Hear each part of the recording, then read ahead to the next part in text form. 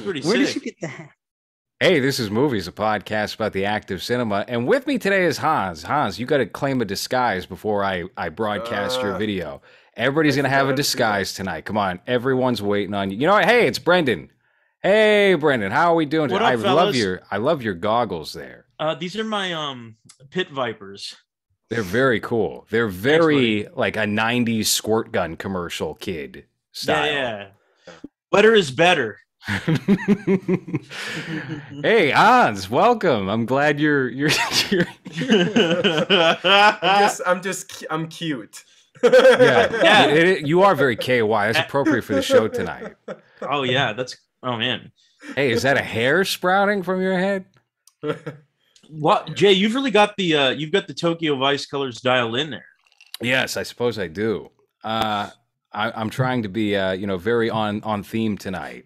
Good. Now we do have a fourth person on the panel this evening. I'm waiting for him to be he's fashionably late everywhere he goes. He's trying to really set a precedent here, make a name for himself. Hans, what the hell was that? That giant eye. I didn't even know you could. What is that? Flowers? You can put actual flowers on your head? Oh wow. Yeah. That's very. There we go. Hey, all right, we got the Pig Man here today. Cisco, how are you doing? No, it's too early for Christmas. You better chill with that. Doing good. How are you? Doing fantastic. Hans, you got to keep that mustache. You're keeping that mustache the rest of the show. Now, everybody should go change real quick and remove their backgrounds, but let Hans keep his mustache for the remainder of the evening. Okay, terrific. Man, that looks fantastic. It does. It looks very. What's his name? David. What he played Poirot. David. What you know who I'm talking about, Hans? You were living in England for a bit. Kenneth Branagh? No. No, the guy who played Poirot on the BBC series. Oh man. Oh, hey, I'll ask my grandma.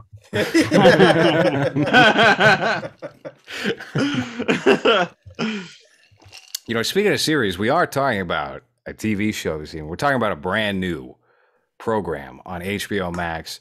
A lot of people have the impression that this is Michael Mann's creative project. It is not really Michael Mann's creative project. I think they shot most of it, and then he was like, I like how this is starting to shape up. Why don't I throw my name on this as EP? And then he directed the first episode. We're talking about the pilot of Tokyo Vice tonight. Were you guys, was this a show that was on any of your radars until recently? Yes. Yeah, within the recent past, but not like a long time coming, probably. I think the last time we talked about it was in that episode that we did in Miami Vice. Hans, you unbuttoning your shirt right now? You getting more comfortable? What's going on here? He looks like Bronson, Charles Bronson. He looks good. Charles Bronson. I was trying to look for like beachy or like Miami shirts, but this is literally the only button-up shirt I own, so it'll be just in character. I think that the last time we spoke about this was on that episode that Brandon was in that we did on Miami Vice, and I had not heard about this show until then. Right. And glitching. Because LowRes mentioned that the director was going to be the guy that did what movie? What was it? Well, we've done the Michael Mann 1981 to 1986 retrospective on this series before with Kid Polaroid, who could not be with us tonight because he's got a social life on Friday nights, apparently. Is that why I'm here? You need a fucking filler? Thanks. No, you were the first one asked, for the record. Although Brendan makes more sense as the go-to guest here, since we did have him on for Miami Vice not long ago.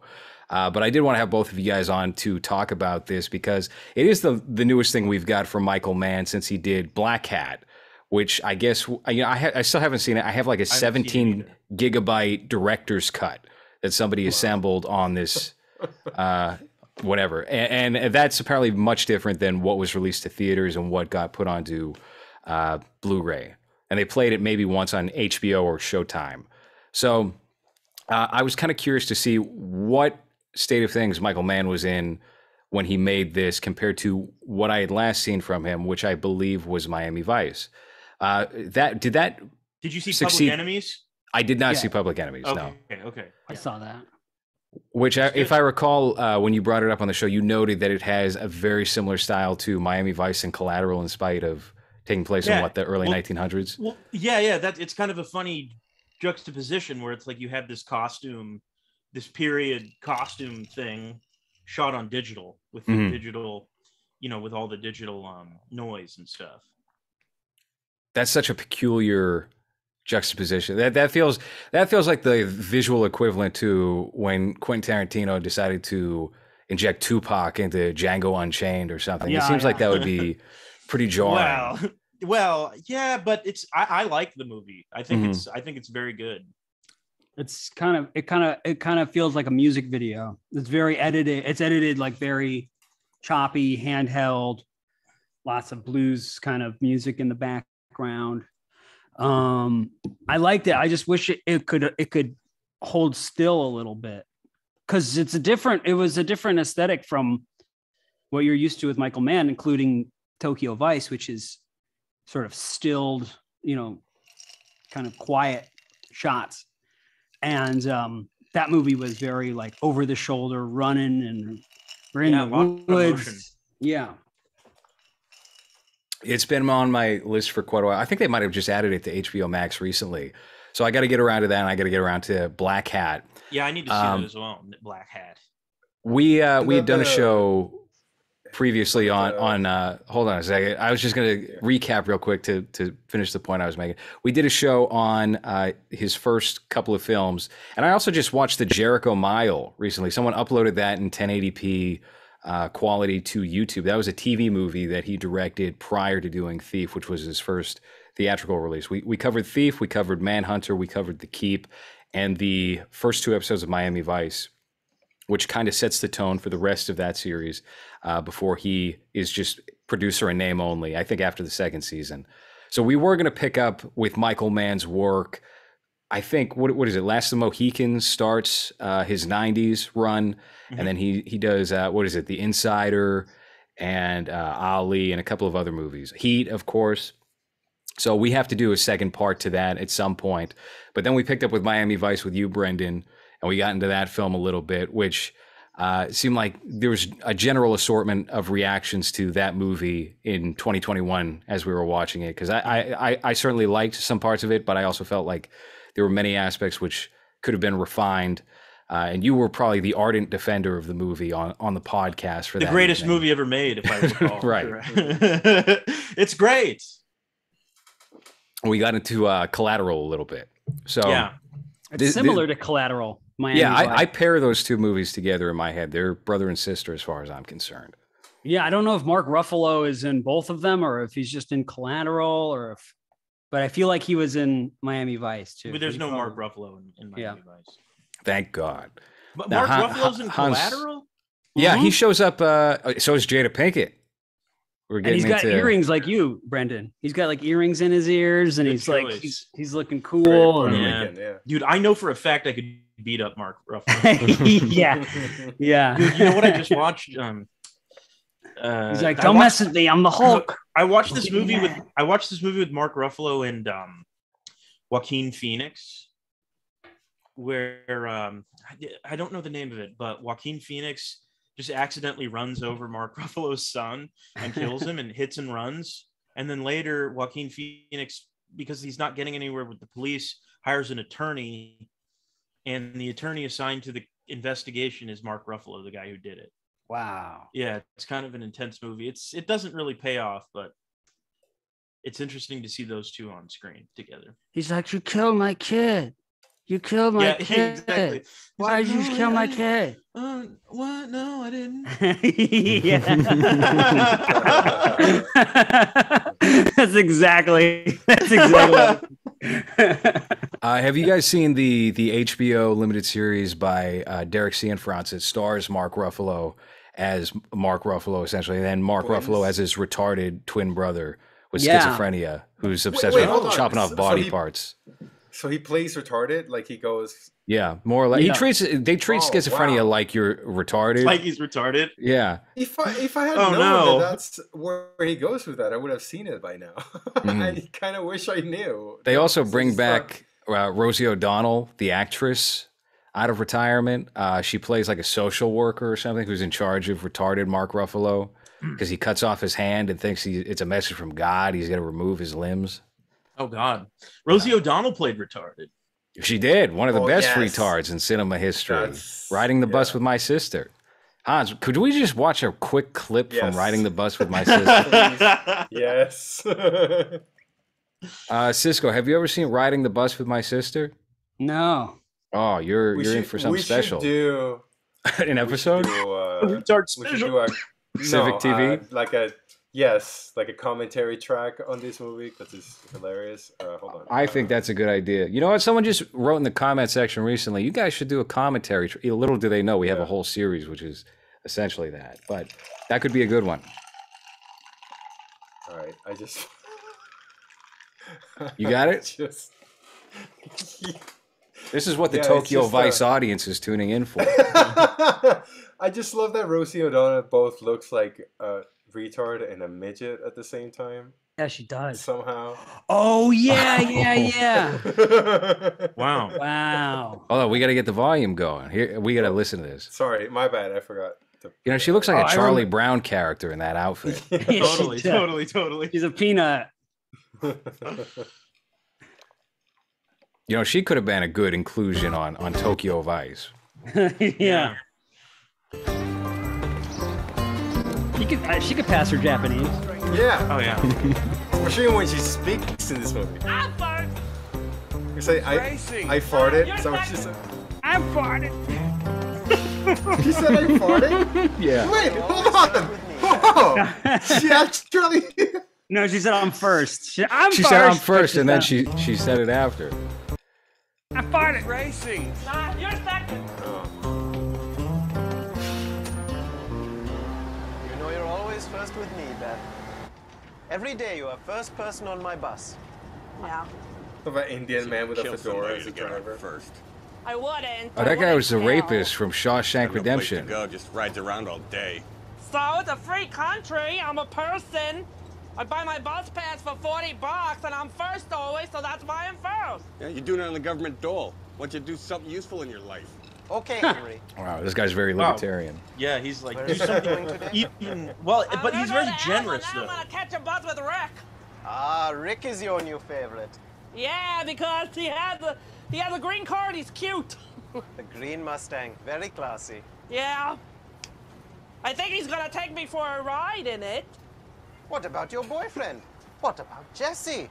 Jesse's delicious. He's gonna take me today to get a new toilet seat because mine got broken and was sliding. So fall off of it like what? So what was the direction?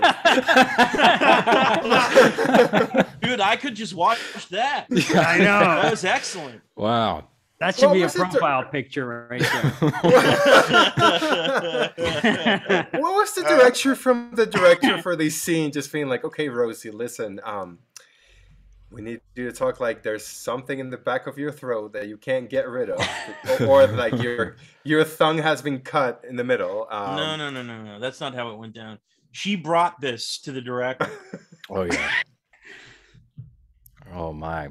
Yeah, she put her name on I know it. someone that she was sounds proud like of this. this. So. This was her Sean Penn moment. I am Sam.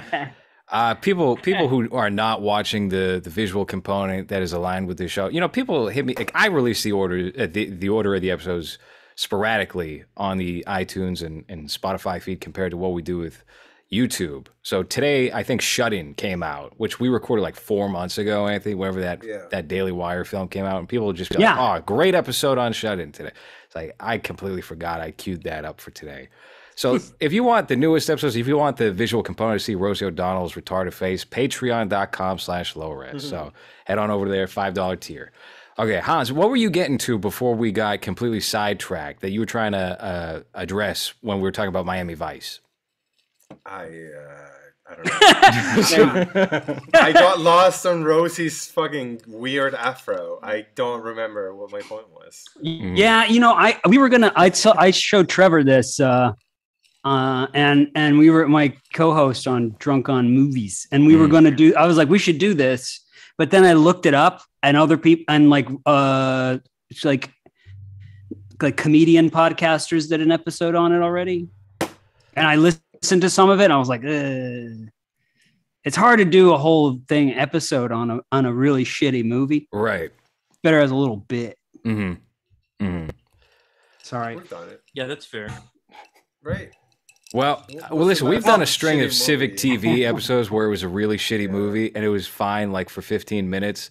And then it's just like you look at the panel and everyone's just like, there's four people just like it's 2 hours. We've seen Mickey Rourke and Tom Sizemore just in a coke frenzy trying to act. Well, no, I think that's kind of unfair to say because every Mickey Rourke movie we've seen has been entertaining.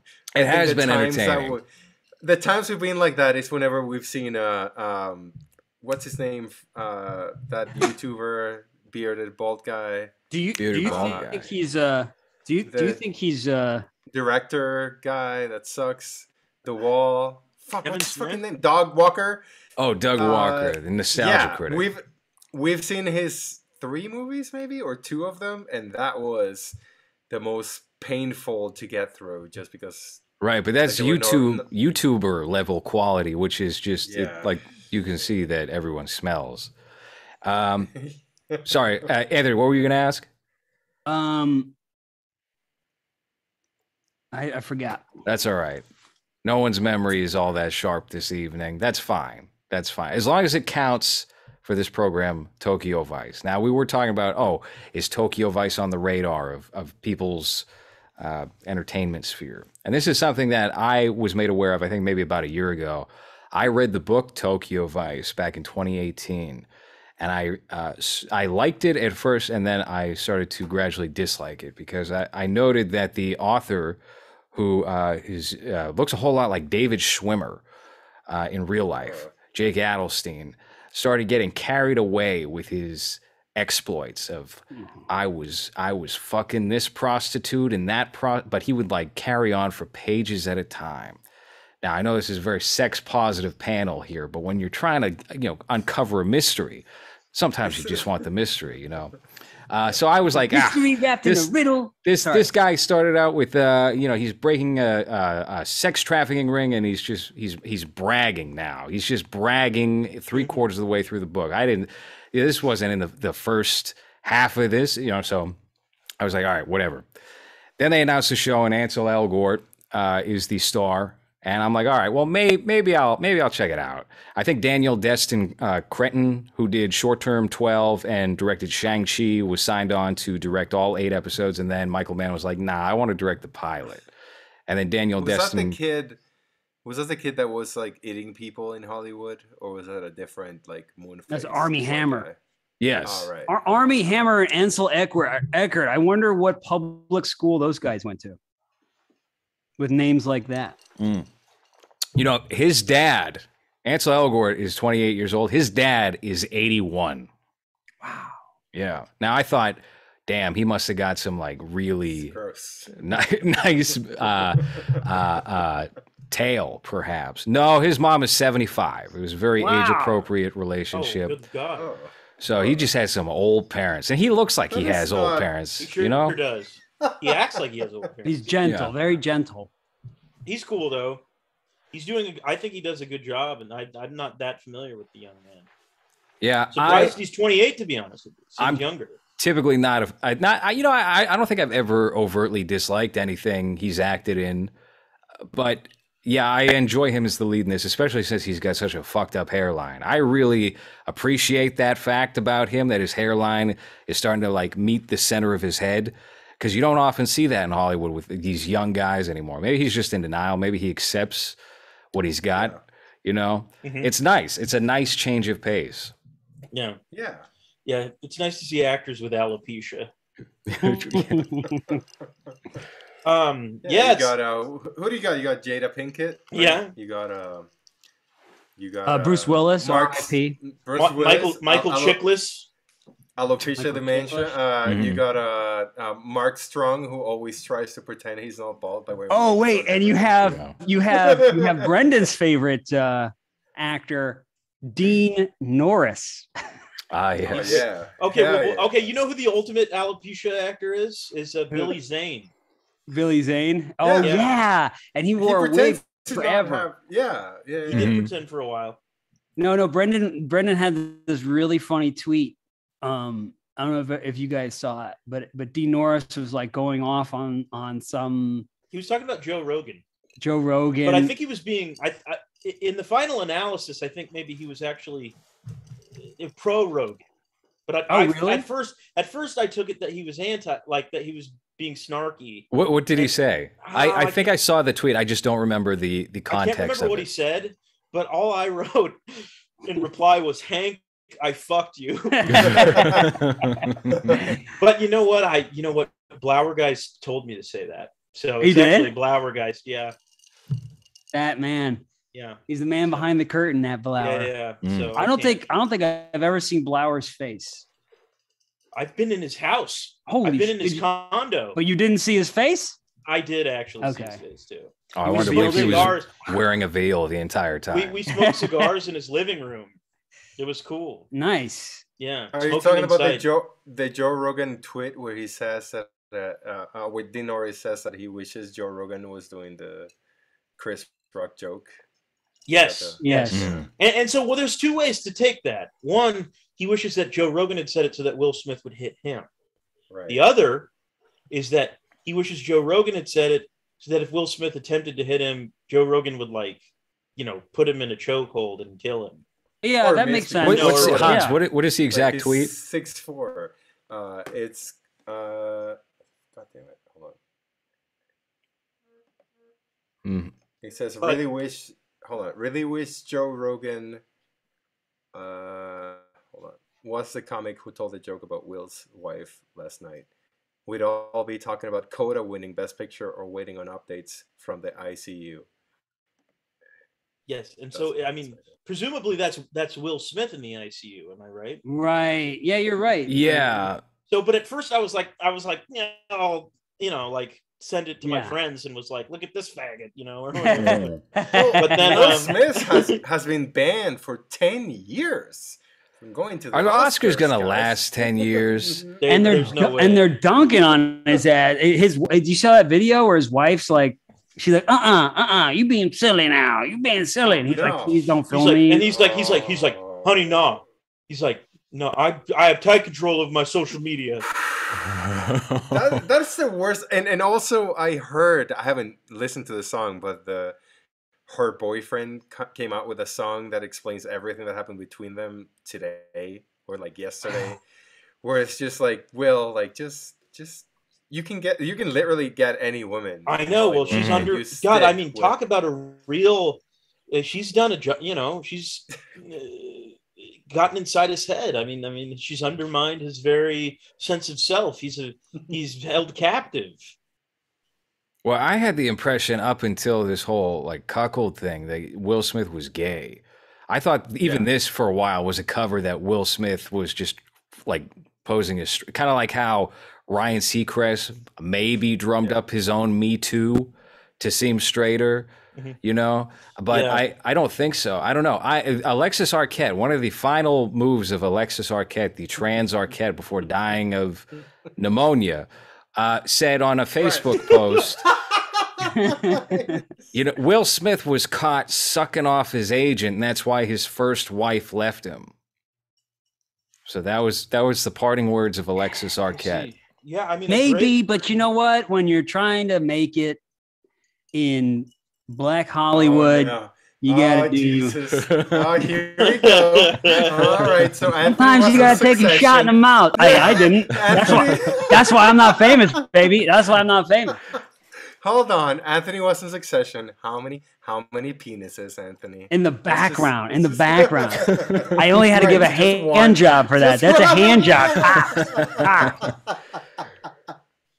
Just to spit on your hand. I don't think these guys. I don't think these guys are gay. I don't think Tom Cruise is gay. I think everybody who says that is usually gay. When the people who say Tom Cruise is gay, Will Smith is gay, they're usually gay. And the gay people, everybody is gay.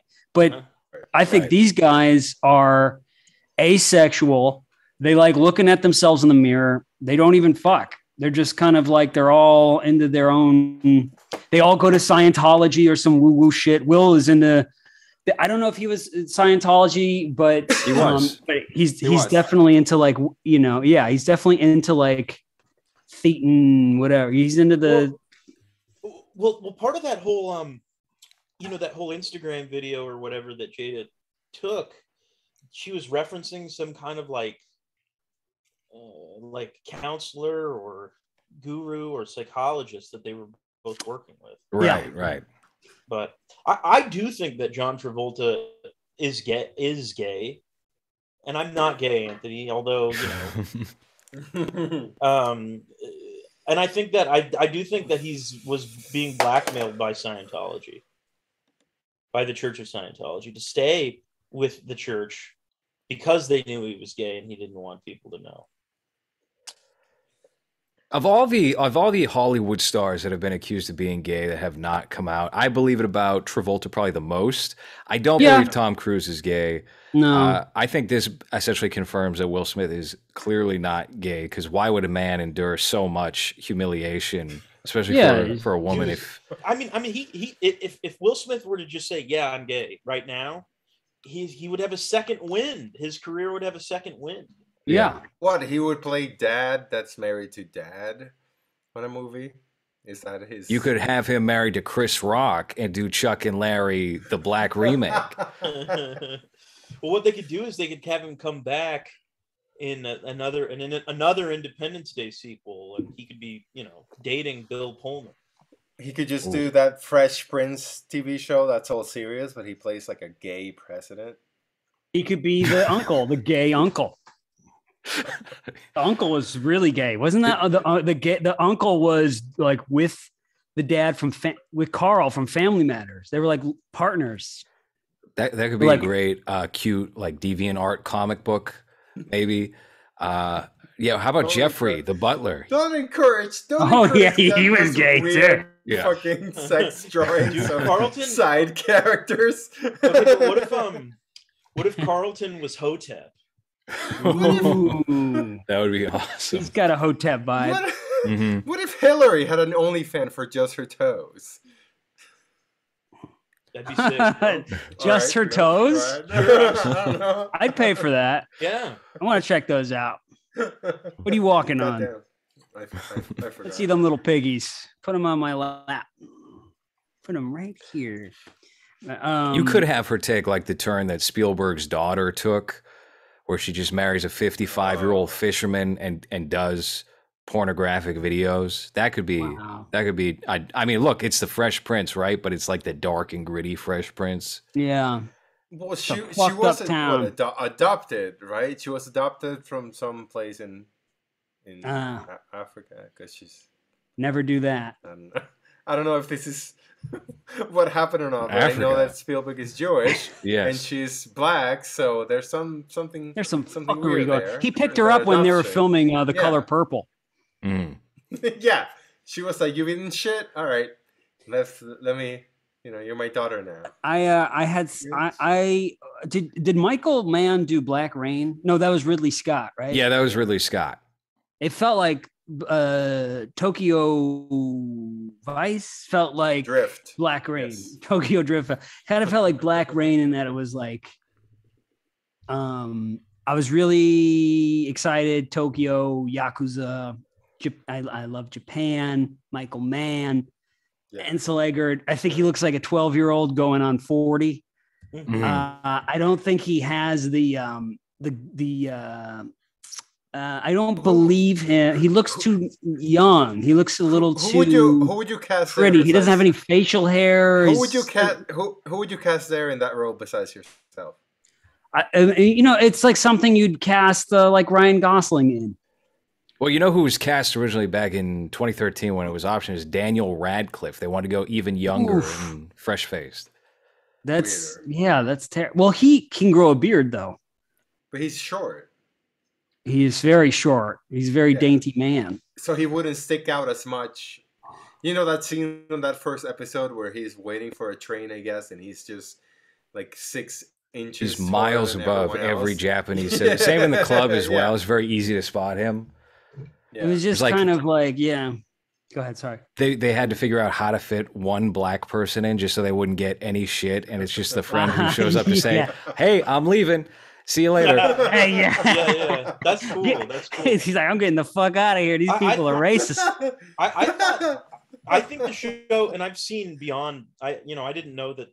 I watched the first 3 episodes.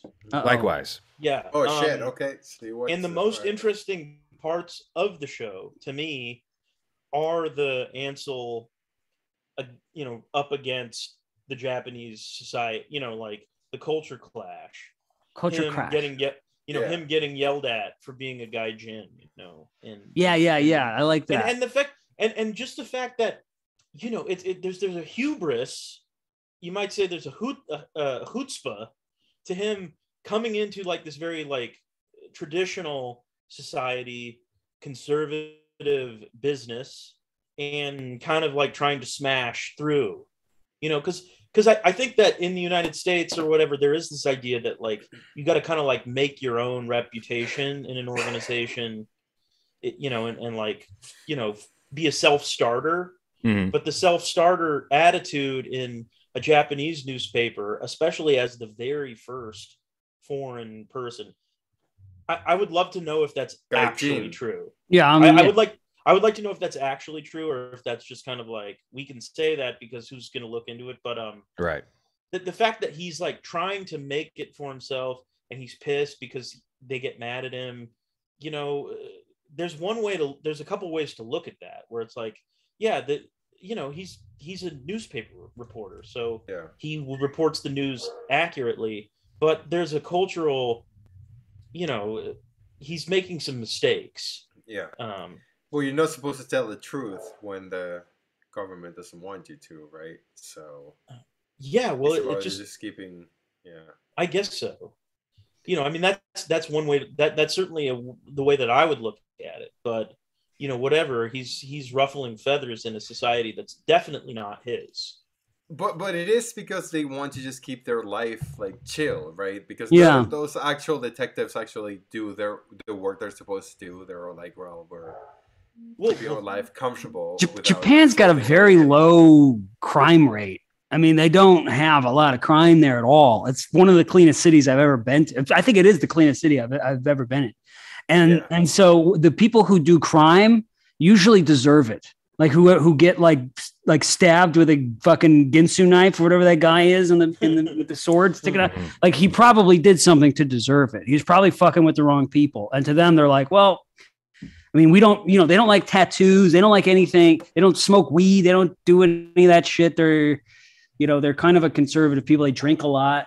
And they go to work, and they're married to the corporations and that they work for. And so, the cops don't want to fucking deal with that, because it's like, why? Why are we going to get involved in this thing we have nothing to do? They probably did something they shouldn't have been doing anyway. So, and that's the whole thing that this show kind of is starting to do, which is like sneak in the libtard stuff, which is like, they're showing like, oh, these Yakuza guys. But I'm thinking like, hey man, they got us tradition, they got this tradition. They got the robes on, and it's like, what the fuck do we do here? We don't do anything like that here. We have no tradition, stuff like that. You kind of reduce their impact too when you have that scene where he's playing video games with the little boys. I think I don't know if that's on episode 2 or not. Oh, I didn't see that. Because I watched like half of episode 2, but there's one scene where the Yakuza guy plays video games with the kids, and he's just bad at the video game. Even the video game is just to kill people. And it's kind of like a realist, or like a 3-dimensional thing with his character, where he realizes that even though he's trying to look cool for these kids, like his skills don't really fit what the kids really care about, which is his video game. So he's just kind of like awkwardly standing there like, all right, well, I died very quickly on the video game that you two young boys are very good at. Mm. Yeah. That was an interesting scene where they're like, oh, there's a badass Yakuza guy, but he sucks. Was that episode 1 or 2? I think that was episode 2. I think that was episode 2. Yeah.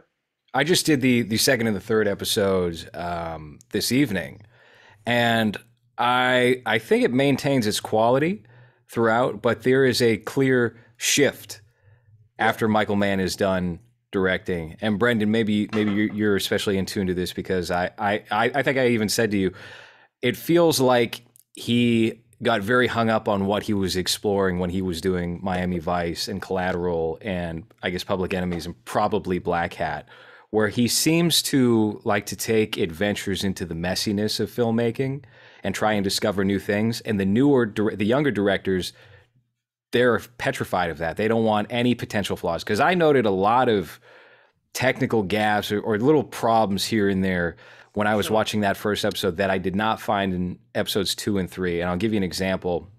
When, at the very beginning, first of all, just the general room tone when Ansel Elgort and I think it's Ken Watanabe, are changing. There's excessive room noise that feels like just rough audio. And you also have like people that are fairly distant from the camera and sound kind of distant from the camera in a natural way and not all right, let's tinker with this in post sort of way that you don't get with Ansel Elgort when you're close up. And that doesn't happen in later episodes. And then there's also some pans and whatnot where it's just like someone wasn't entirely sure if they were moving too quick or something and like stopped and jilts a little bit. Just like there was some mismatch like between audio and yes. And, like somebody dialogue, somebody talking and it's not quite matching. Well, there's significant ADR that's done in that first episode that is not done in 2 and 3, where you have people dubbing and it's exactly what you said. It's almost like a lighter version of a Godzilla film or something where it's too clean and too like someone clearly fucked up their English in the moment and then they had to just redub the whole scene. There's stuff like that comes across kind of, it makes it seem less like a master filmmaker of 40 years and more like someone young and showing promise and fucking around for the first time. But at the same time, I think that it gives that first episode so much more character than what we get in episodes 2 and 3. I agree. I thought it was a funny choice to like make everybody speak English and only have him do like Japanese sometimes. Yeah. Mm-hmm. But everyone's just in the office like, no, you cannot do this. You don't understand. And he's just like, oh, I'm sorry. Hi. And I just feel like the Japanese people would not do that. Like you don't go to work at a job like that and then be like, okay, everybody speak English now because the English guys here, right. American guys here. I thought that was, but I understand why they did that because I think it would turn a lot of people off. But I thought it would be interesting because if the whole show he's just speaking Japanese and everyone's just speaking Japanese, and then he meets that young blonde, that slutty bad singing blonde at the bar, if they baddie, if they baddie blonde girl, if they started to speak English, and then it would have been an interesting moment there. Kind of like we watched that movie Purple Noon with Elaine Delon, and there's a couple of instances in that where they're speaking English in the beginning, and then it's all in French, but it's supposed to be Italian, or American. Anyway, yeah, it was just kind of weird. There's actually quite a lot of Japanese in like the episodes 2 and 3, like just Japanese, like because the story moves away from the just Adelstein. Oh, okay. His name, and then there's like following some up and comers within Yakuza.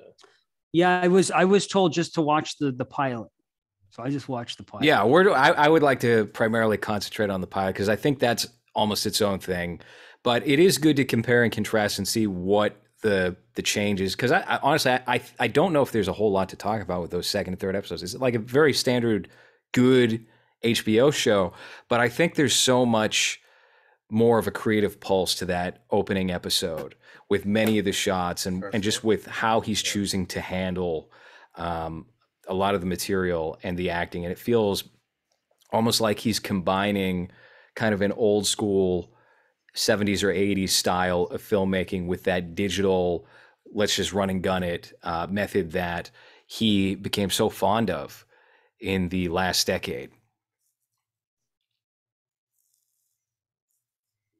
Yes. Yeah. I haven't seen those episodes, so yeah. Yeah. I mean, I like the cast. The Japanese cast was really, the guy who plays the cop he's got a cool look to him. Yeah. He kind of looks, Video gamey. Yeah, he does. He looks like that guy's not real. Yeah. That guy's in a video game.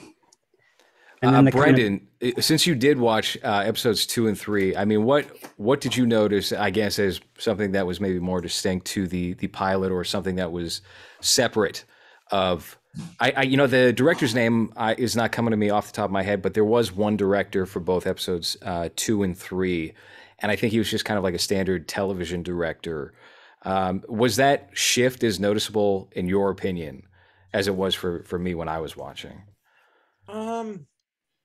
Well, there was definitely a shift in like the style. I think that they were, they started to expand the story. They made it more of an ensemble piece after the first episode. Where at first it's about the just the young American man trying to make it in Japan, more or less. And then, now they added in all these other storylines, and the storytelling style becomes more standard. It loses, as you said, I think it loses some of its, the spark that the first one has. Does it still have like the mystique? Oh yeah, definitely it has. Okay. It has a mystique. That's cool. They kept that up though, because that was I would say that was something I wanted more of. The general quality remains pretty consistent, and I don't think it's taken any it would be very difficult for them to take certain woke turns or whatever with a show that's exclusively in Japan with Japanese people. But you do see more of the blonde character by that third episode, and her rapport with this, I think she's Russian prostitute. But maybe this is a spoiler or something. I think one or both of them are going to get got, and that's going to be the primary case of what this series is going to be, because the book had to detail Adelstein breaking up a sex trafficking ring, and we haven't really gotten a whiff of that thus far. 3 episodes in, it's very concentrated on just kind of his experience and his trying to figure out his place as a reporter and get to know these cops and Yakuzas. So I don't know. I'm interested to see how that develops, and it doesn't really seem like they're abiding by the text too closely, and they want this to be its own thing, maybe.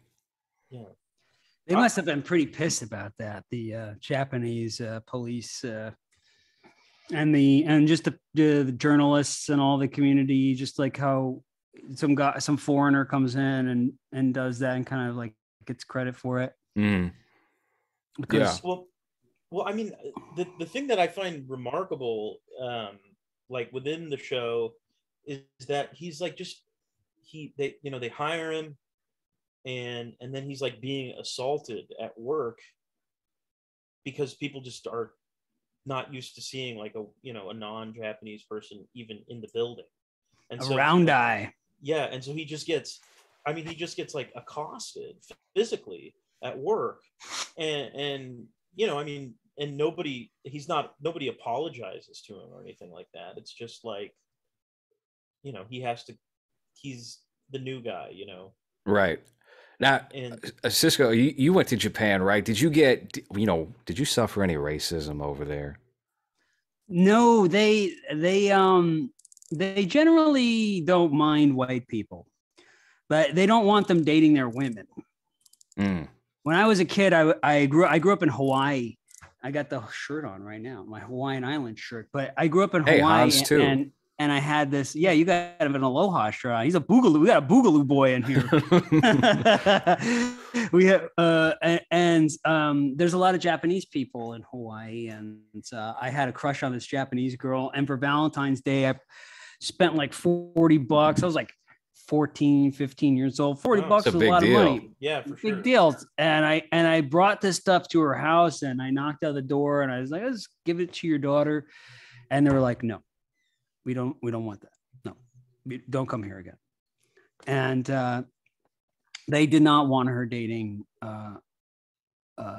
somebody who was not Japanese. Wow. That's pretty horrible. Well, It's an anecdotal story. It's an anecdotal story, but I heard it's very common. They don't really. When you went to Japan, did you were you able to have? Did you have any? I was not allowed to swim in the pools. I was not allowed to go into the. Well, your white skin would have contaminated. It would have been disgusting afterwards. I have tattoos. Oh. So my wife and I weren't allowed to go into the onsen, which is like a onsen, which is like it's like a steam, like a what do they call it? Like a bath that's like bathhouse? mineral. Oh. Yeah, it's like a bathhouse, like like a bathhouse, but but it's like a hot tub that's heated by hot rocks or something. Mm-hmm. Very magical, mystical. Sure. But we weren't allowed to go in that, so we had to get we were staying in a ryukon in Kyoto, and so we had an onsen in the ryukon in the little unit there. And I mean they I think they're fine with white people. There's one, hey, come on, they're very patient. I love Japan. That's a great city, and you can't see anything like Yakuza or people with tat. I didn't see any of that stuff. No, I didn't see any either when I went. Brendan, have you been to the Orient? Not at all. Damn, you should go to the Orient. We should just plan a trip to go to the Orient, all four of us. Yeah. That'd be sick. Well, I mean, I think part of what I saw in the show, is that, they are like, they make a big deal out of, this, our main journalist character, calling what is obviously a murder in his story. Mm. And they're like, well, the police didn't call it a murder. And so I think that they are, like there's just like a concern, that there would be a perception that something bad, or unsafe that had taken place, and they didn't want, it's like, you see this sometimes like in crime shows or whatever, where it's like one of the ways that they keep their crime rate down in like a shitty place like Baltimore or whatever is like to juke the stats and like downgrade crime. In this case, they're basically staying agnostic about what happened to this guy who was obviously stabbed like a bunch of times, and not calling it a murder. Yeah, because there's like, well, we don't know. Yeah, we don't know. There's no way of knowing. So and his boss unsolved. His boss just absolutely reams his ass, like very publicly. Well, I shouldn't say that. In his office, he gives him a hard time, a very hard time. He's got a great Japanese shouting voice. Yeah, he does. He does. God, that is so classic. And he's got he's got a nice head of hair, that guy. Yeah. I was looking at that guy's hair in particular, the boss. Mm. He's had beautiful wavy hair. I like all the Japanese style. They're always smoking cigarettes and they're just like, it's very cool. Very cool. I liked it a lot. I liked it a lot. What is the takeaway supposed to be here? Since they have such rigid standards and morals with their journalism, and this foreigner's reading people's mail to help his case. He's just cutting corners, not getting confirmation from the police, and this is our hero. Yeah. I don't like that. I wouldn't like if some foreigner came here and did that either. I don't want people coming over here and just, what are you doing? Get the fuck out of here. Go back to wherever you're from. I love that part where he's like, our people think that the Jews run the world economy. What do you think about that? And I thought the response was going to be, it's pretty based. I'm curious, like, why did they hire him? Yeah. Like, why really did they hire him? Like, if he's diversity hire. Yeah, but it seems like they don't even care about that anyway. And so and I guess my question would be, what's the real story about how he got the job? Yeah, Jay, you read the book. I don't recall, to be honest with you. It's been a couple of years. I think I read it in 2018, and it's not coming fresh to me at the moment. It just kind of picks up from my recollection anyway, with him, essentially what we see in the show, where they're kind of just talking to him about what is expected of him in his job performance. And they do also mention that they made a big deal about him being, Hasidic throughout the interview there, and questioning him, drilling him about that. So I don't know. I don't know what brought him over there, or what the origin to that might be. But I will say, the pilot sure had a lot of Japanese people setting themselves on fire. They sure do love that, huh? Asians love killing themselves with fire. Yeah. Yeah, that's crazy. Where does it ends on a man dousing himself in gasoline. We don't really get a proper resolution to what happens with that. And then I don't think it is mentioned or anything is brought up regarding that in episode 2, right, Brendan? About the guy setting himself on fire? Yeah. The second one, not the first one, the second one, who shows up at the same memorial site and is getting ready to light himself up. Well, yeah. So then a second guy lights himself on fire. Well, and then, the main character, the American guy, asks him, it's like, why are people always setting themselves on fire in public? And the Japanese guy says, well, it's because they don't want their family to get sued for, when they die for having, vandalized their apartment. Wow. Your family can be sued for vandalism, Yeah. for suicide. Yeah. Wow. That's which I think is true here too. I mean, technically, Yeah. we might not do it, but they might not do it, but I don't know. I think it's so crazy that like you can live in a place where if you fuck around, they will cut you with samurai knives. And they take that shit seriously. Do you remember there was that movie, the Adam Curtis documentary, Hypernormalization? And they talked about Trump, the Trump casino, Taj Mahal. Wasn't it the Taj Mahal? Whatever his casino was. So. Yeah. Whatever his casino was a Trump, whatever it was. But he, this guy came, Japanese whale, and won or lost like $10 million. And the day that he was supposed to pay it, the Yakuza came and chopped him to death with samurai swords. And that's why the casino went under. Oh, wow. And that's the Adam Curtis doc. I don't know if it's true or not, but I thought that. Are you calling him a liar? Are you saying he's just making up things for his documentaries now?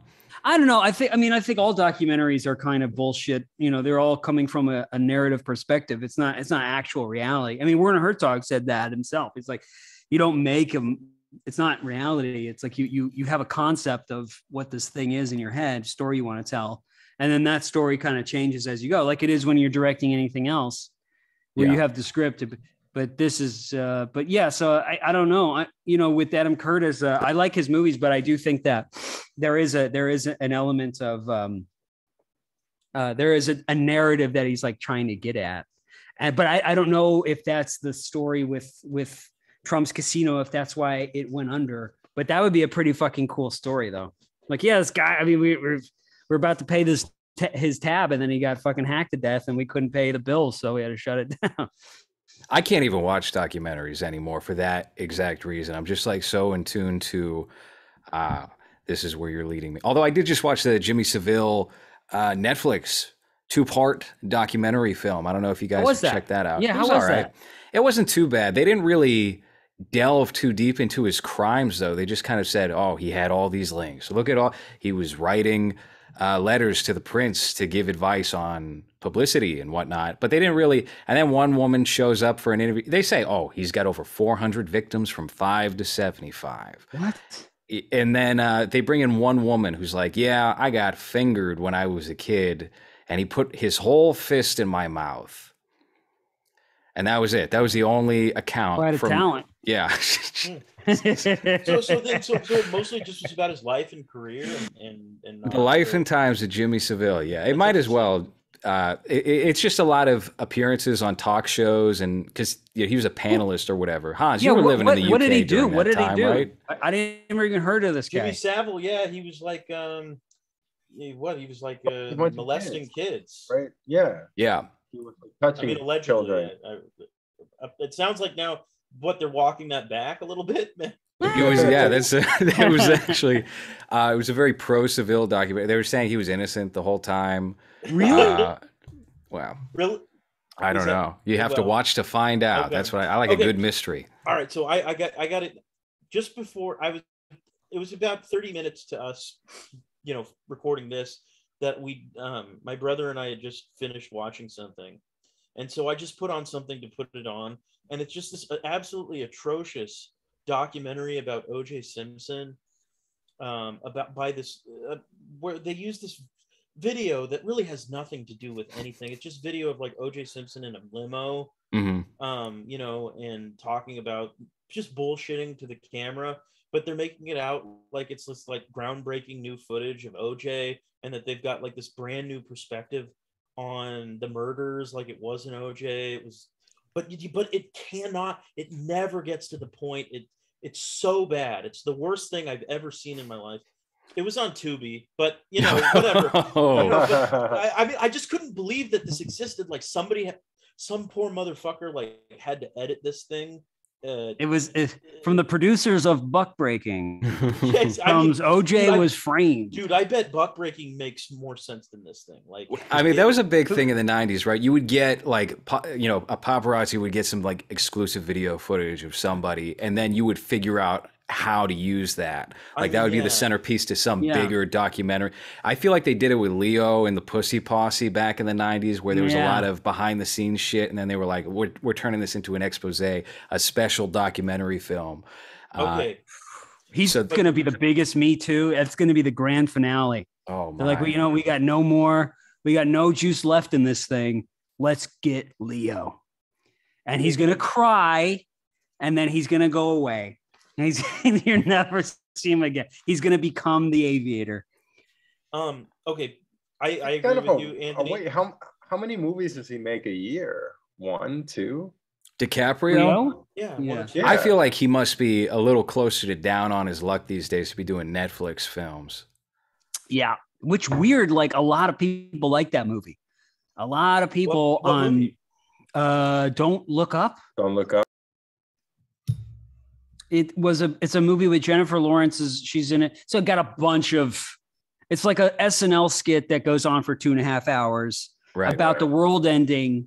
I see. And everyone is too, obsessed with pop culture. Like it's a movie. Everyone's too obsessed with like pop cultural stuff and Entertainment Tonight and what sunglasses is he wearing and who's dating who, the gossipy stuff, which to me would have been okay if it had happened like 10 or 12 years ago. Sure. If they made that movie, then that would have made sense because that's where we were. We're not there now, and we haven't been there for like 5 years. No, fuck no. Like, have you seen The Bubble? If that was happening now, it would be like that movie would be every scene, or it would be the over panic of it. The Bubble suffers the exact same thing. Judd Apatow's new movie on Netflix. It's a big rotating cast of A-list celebrities, and they do the same exact fucking thing where it's like a celebration, but also it's tongue in cheek. We're also making fun of ourselves, of celebrity culture. And you have people like Pedro Pascal or Kate McKinnon, Keegan-Michael Key, just doing this really bad, dry improvisation for minutes at a time. And it's the most insufferable thing in the world. They're just sucking their own cocks. Like they treat Hollywood and stardom like it's the 80s or 90s. And it's so far from that. You're right. It died out 5-10 years ago. And that's probably being generous. Sure. Yeah. Yeah. And all that anybody talks about is, like whatever the new emergency is. It isn't about the fashion. It is about what they're wearing. Like the fashion, you see what fashion is, and it's some fucking retard wearing shorts on his head. And they're like, look at this icon, this trans icon at Fashion Week. And that's what that is. So it's almost like a circus, all that gossipy. It's Will Smith slapping Chris Rock on the fucking Oscars. It's like ridiculous. No one cares.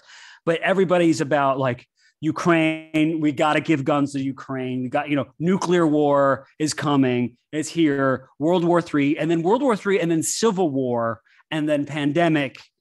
and you just got to keep, you know what I mean? Like, so I feel like if they were to say there was a comet coming, it would be, everyone would just, I don't know. I don't even think, anyway, it's off topic. I don't even Did think you get lost in your point? No, I didn't have one. I was trying to find my way there. Okay. So, but the funniest part about the OJ movie, if we can just backtrack to OJ for a second, is that they've got this guy. Okay, so the movie is centered around this footage that this businessman who somehow latched onto OJ in like 1999 had taken, just video, and they're interviewing him, and they're like, and there's a scene where he's like, and they're like, okay, so, and they've got a detective interviewing him, like an actual police detective, allegedly, and he's like, so where does this really all begin? And the guy's like, well, it really all begins in 1991 when OJ, has this domestic abuse phone call, this 911 call where Nicole called the 911. And then they go into that and it doesn't make any sense what they're talking about.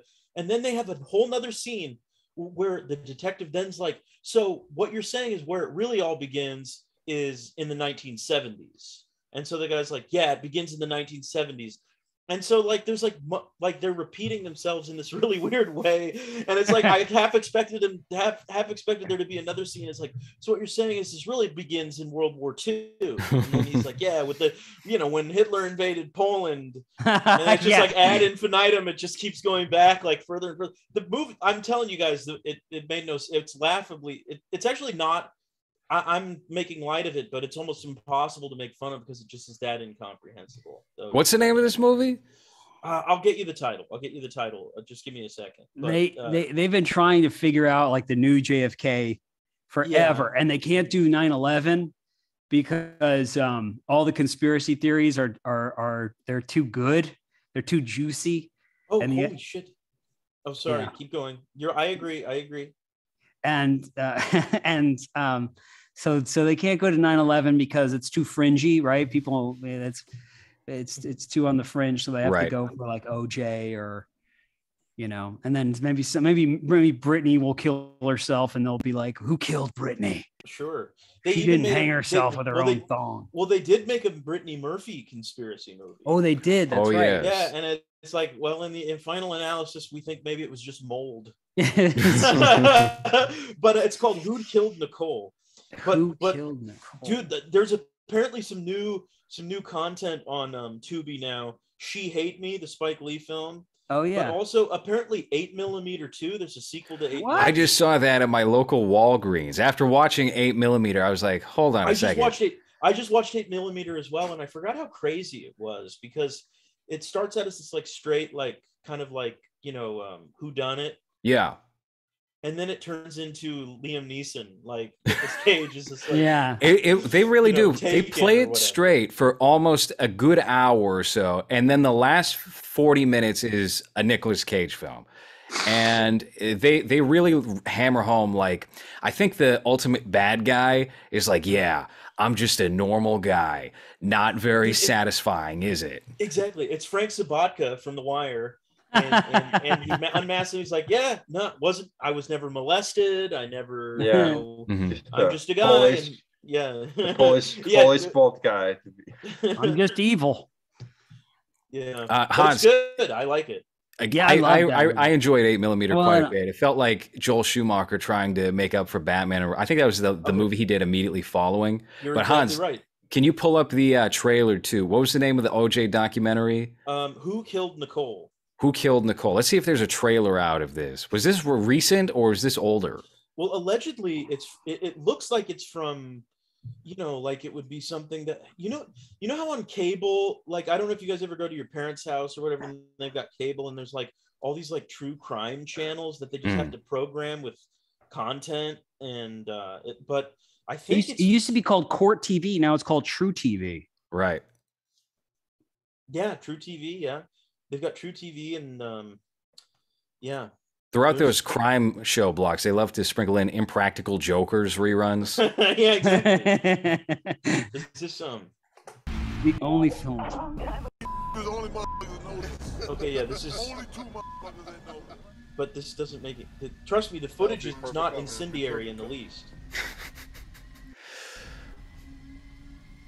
Yes, this is the guy who has released the footage. And he's like an alcoholic gay redneck. Crack pipe. The henchmen grabbed us. I know what really happened.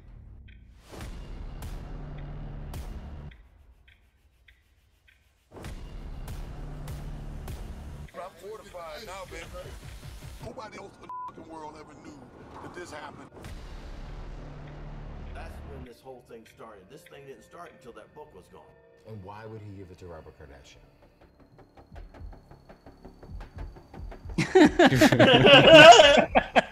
But guys, I'm telling you, this is just take this trailer and make an hour out of it. That's and that and all that OJ video footage that you're seeing in the trailer, like there's not any more than that. Like, that's it. Okay? That's it. It's like a minute and a half of OJ in a limo. Wow. Wait, hold on. It ends with a screen that says 25 years after Nicole Simpson was murdered, OJ opened a Twitter account for a little getting even to do. Wow. Ooh. Wow. Nice. Damn, dude. Hey, everybody. I'm out here golfing. It's a great life. How you doing? Yes, you said OJ here. Or hello, OJ. Twitter world. Yeah. Hello, Twitter world. Hello, Twitter world. That was great. Oh, Innocent OJ is here. Yeah. Everyone's like, like, Yeah. you know what I mean? Like, I'd read those tweets like, that's really positive, but I'm like, man, you could have murdered you got people. OJ That's talking about Ukraine and Zelensky and Russia, and it's like, what? I guess OJ is the commentary. I've heard this thing about Ukraine, about Zelensky, and about and about Biden, and about Hunter, and about like people going there to get whores. What is that all about? What is that all about? Why is Ukraine this like fake kind of country, and they sort of, but it's real, but it's fake, but it's weird, and it's like a, is it just like I think it's just there's a lot of whores in Eastern Europe. Yeah.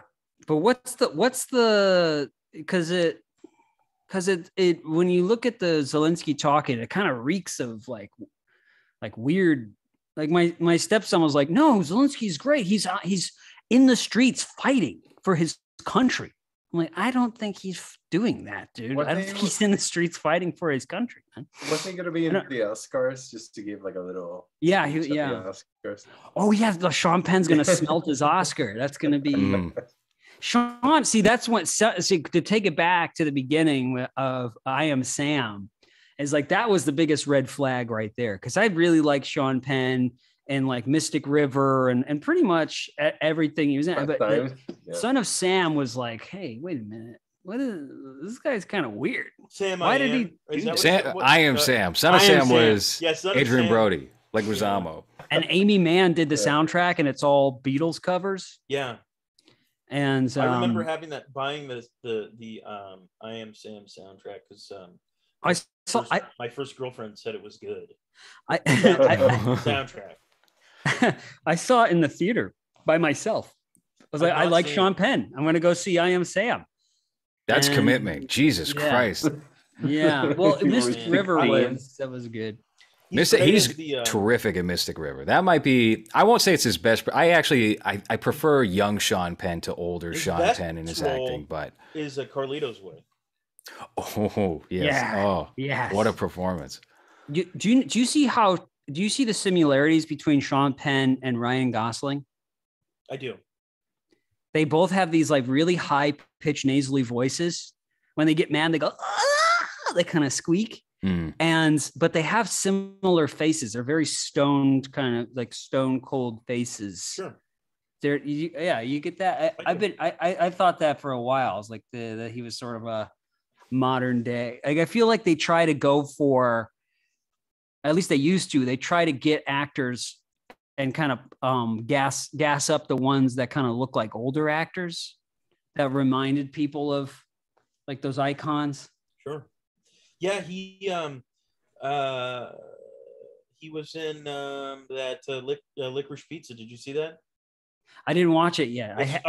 It's so good. I loved it. Is it okay?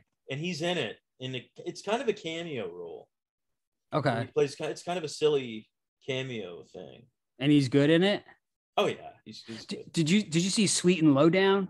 I did. I liked that. That's a good movie. He's good in that. Some too. good late Woody Allen. Although it's not that late. I mean, he was making movies. He's still making movies, and that was like '98, maybe. Yeah, and he can't. It's very weird that he can't make movies anymore. Is that true? I'm not. That wouldn't surprise me because he's kind of persona non grata. Yeah, that's what's kind of weird that he can't Didn't he still have like a group of actors that will work with him though? Yeah. I just don't think that there will any. There's no. He can't get distributed. You know, I don't even think Amazon will put out his stuff. Yeah, they had a contract with him, like 10 films. It was gonna be like 10 or 5 or whatever, and they broke it. But it was like over allegations. Meanwhile, that came out. The book that came out, yes, right. Yeah. Which, and then there was a documentary. Wasn't there like a documentary and a book? And then his memoir. And I don't. Can you get his book? Because he wrote a book, an autobiography. Still get his book. Yeah, my mom listened. Like the thing is that most people are actually aren't even aware, or they don't even buy it. You know, like my mom is a normie. She listened to Woody's book on Audible or whatever. Does he read it? I'm not sure. Oh, that'd be cool. I don't think that everyone is like interested on like what directors' Twitter life is like. You know what I mean? Like I feel like a lot of like if you are in that world of like social media or whatever, you might care more about what that director did before they became a director, but that's kind of stuck there in that world. Because then you interact with the real people that are living a real life, and they're just like, yeah, it's the guy that did, Annie Hall. Like they don't even know, they're not even aware of anything. It's just like this is the director. Same with like Louis C.K. that just won a Grammy, and it's just like, well, that's the funny guy from like years ago that came out with a special. Remember that special? Like people are not so online and aware of everything. So but it's weird that he's not getting like his movie. And he jerked off to like a lady on the phone. And you can't know. So now you got to like chop his head off or something. Like what? Right. It's kind of weird that that's. We've all done that. Hell, yeah. I mean, on the phone only. Yeah. I don't think I've done that because that's too complicated for a guy like me. I cannot do. It's hard enough holding up the phone and jerking off at the same. To be talking on the phone and jerking off would be like. You call 911. You call 911, so you have to hurry. Right? I mean, come on. Yeah. Well, I think he was actually like in a hotel room with a couple ladies. Yeah, a couple of them. He asked them permission. Yes. Yeah. But was it what was the content? Were they drunk? Had he had a few, or was he like stone cold sober, just like, can I please jerk off? I think it was more along the lines of that. Like when he explained to them, to them, like he's like, this is my thing. Well, but so the problem is that he's like famous, and so that's the problem. So it's like once somebody's famous, like apparently you can't ever say no to them, like. Right. You know what I mean? Like, so if anything, like if they asked to kill your sister, like you have to say, like, if you gave them permission, you have no responsibility. Right. If Matthew Perry says, "Can I kill your sister?" You're going to feel that peer pressure to say, mate, well, I'll think about it, Matthew Perry. Yeah. Part of the reason I wanted to be famous when I was a kid was so I could do stuff like that. No, I thought to kill people's sisters. That's just what you do. You live like a fucking wild man. I mean, you could just wait in Central Park with a ski mask on till it gets dark and wait for a woman to stroll by. You don't have to be famous for that. Isn't that what the Flash is doing? He's like beating girls up. The other side of the world. That guy's out of control. Jesus. And then the police has been called like 10 times. They keep showing him in full, just like face makeup too. Every article, like they make him look like the biggest freak in the world, like a vampire in every photo. He's in a dress. Ezra Miller. Ezra Miller. And you said in a tweet too, Lo. You said this movie's never coming out. The Flash is never coming out. That movie was supposed to come out in 2018, and it's just gotten one delay after another. By the time that comes out, it's going to end with like, and I'm the new Flash. I'm who would be a good replacement? Daniel Radcliffe. Timmy Chalamet. It's going to be Ansel Elgort and his hairline showing up as the Flash at the end of the movie. Donald Glover. What is with his new look? He actually looks like Uncle Phil from Fresh Prince now. He's got a big cue ball. He does. Oh, does he? Yes, he does. And he interviews himself in the new Interview magazine. Damn, what an artist. Yeah. Oof.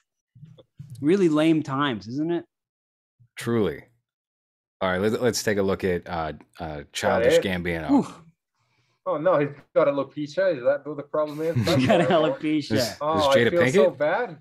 That's Lando Calrissian. No, but it's like I feel so bad for him because he's got stubble, so he doesn't even have alopecia. Yeah, he doesn't have a soft, smooth, shiny head like yours, Hans. Like mine. I know that Hans probably still prefers him to Billy D. Williams, who he apparently loathes. Billy D. Hans, what is going on with you and Billy D. Williams? I've been slowly but surely making my way through your guys' Batman, the Batman retrospective. And there's a certain point where Hans just goes in on Billy D. Williams. Like, he's the worst to ever grace the screen. Wow. No, I guess I just hate those conventions where they just show up and it's like, yeah, I'm the guy from that movie from 30 years ago. Remember, I was good at it. It's like, I think because he's like to him, he's from Brian's song. Like, that was my favorite movie, Brian's song. Did you see Brian's song? That's a early 70s film, TV movie. Wasn't James Caan in that? Yeah. Just bring it back to Michael Mann. Yeah, he dies. It's about a dying football player, right? Yeah. Mm-mm. Okay, so I think I've only seen Billy D. Williams in the Star Wars movies and in Batman. I think that's it. We saw him in Fear City, which is an Abel Ferrara film from '83, I want to say, with Tom Berenger, and he's completely useless. He's like, in the trailers to that movie, it's all Billy D. Williams is hunting a killer, and they show him at the gun range. He looks like a cool guy. Fear City. Play the trailer. Fear City. Great fucking theme song, Fear City. This is one of Abel Ferrara's better movies. There's a VHS trailer that conveys the point best. And he's a completely redundant part of that movie. He's completely unnecessary to the story or anything going on with it. He was just eye candy. He's so handsome. What was he? Action Jackson. He was in all the Colt 45 adverts back in the 80s. Very handsome man. Safe. He was a safe one. Now he's on Dancing with the Stars, 300 pounds. Can't even stand up for a Star Wars appearance. Really? Seriously? I believe so. I believe he had to sit for the entirety of that, just like Marlon Brando in The Score. I love cheeseburgers. He's got to be old. Yeah, he's about 80. New York City. Oh no, this ain't it. This is the other one. Two trailers going. Which one is it? Which one? New York City. It could be this one. I don't know. You gotta play it for me to know. Billy D. Williams is the man. Billy D. Williams is the barely in the movie. Like, you show all of his scenes in this trailer. And they're the next targets.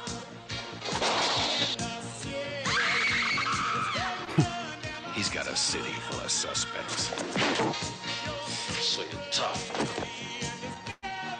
And the heat's on in Fear City. You got 24 hours.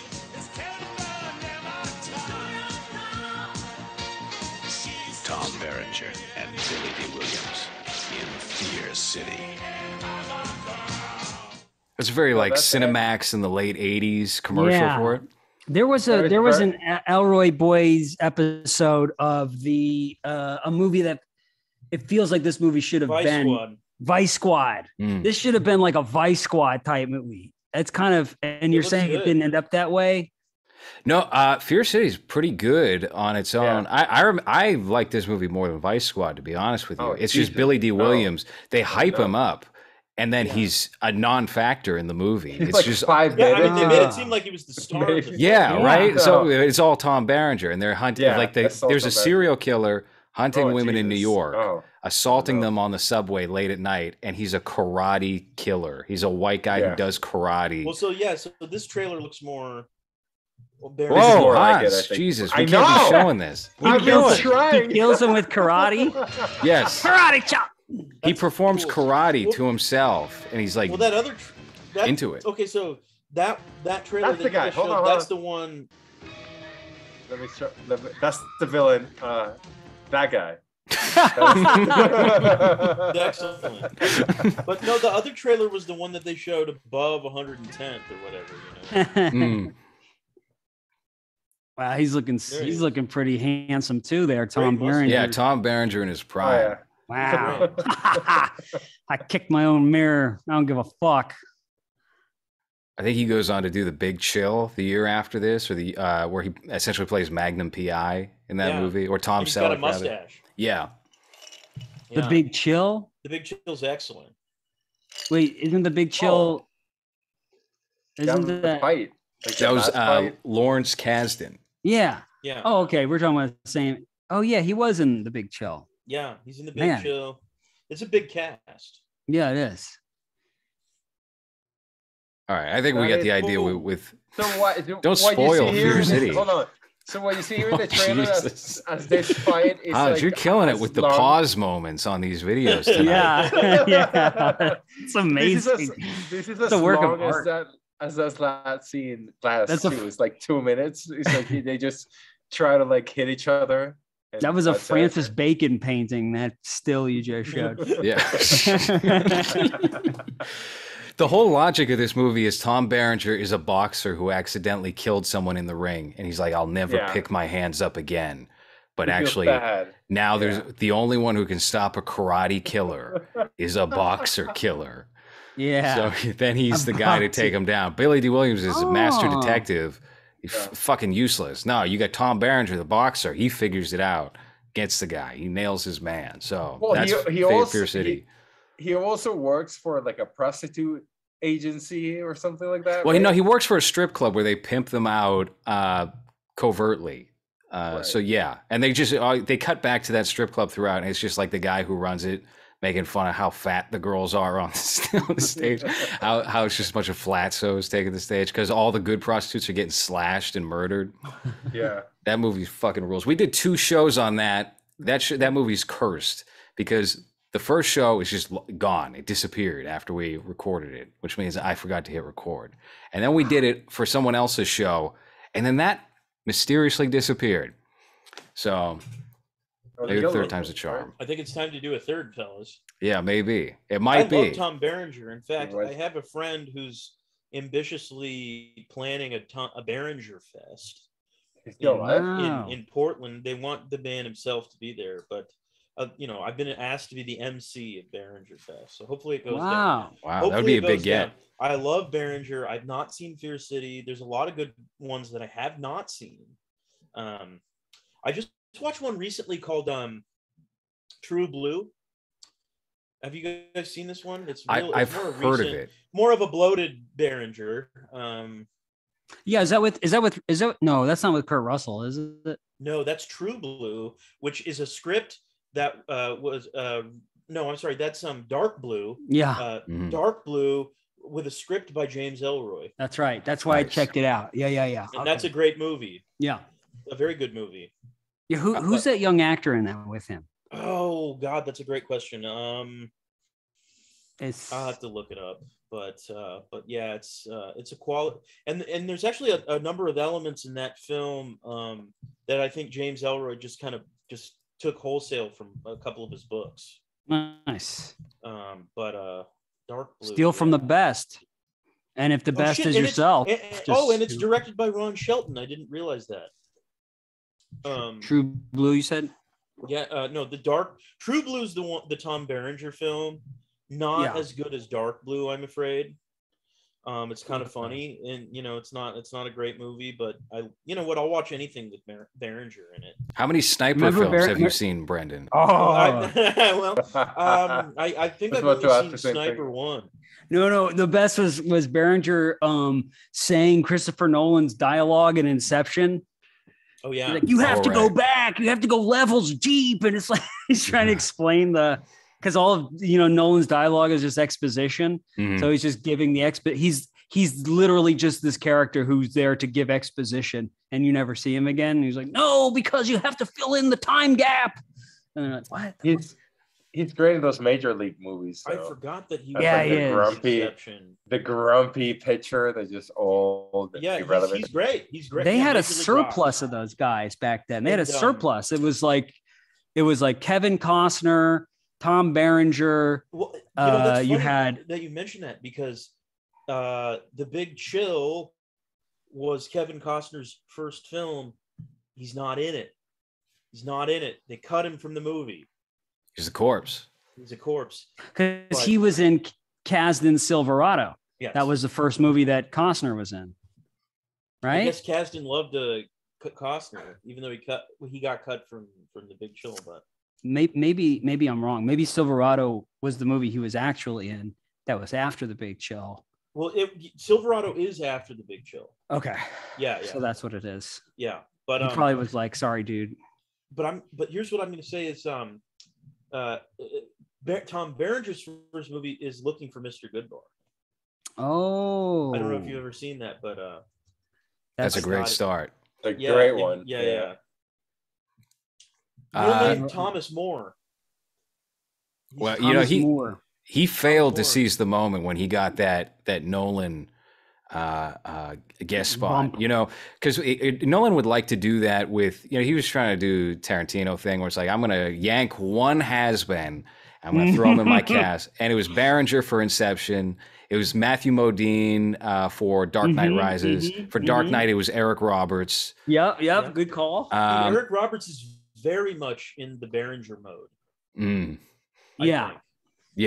Who did he get for Batman Begins? There was, I feel like there was Rutger Hauer. Rutger Hauer for Batman Begins. Yep. And what was that movie? Insomnia. Who do you think it was at? Was that Robin Williams he was trying to revive, or Al Pacino?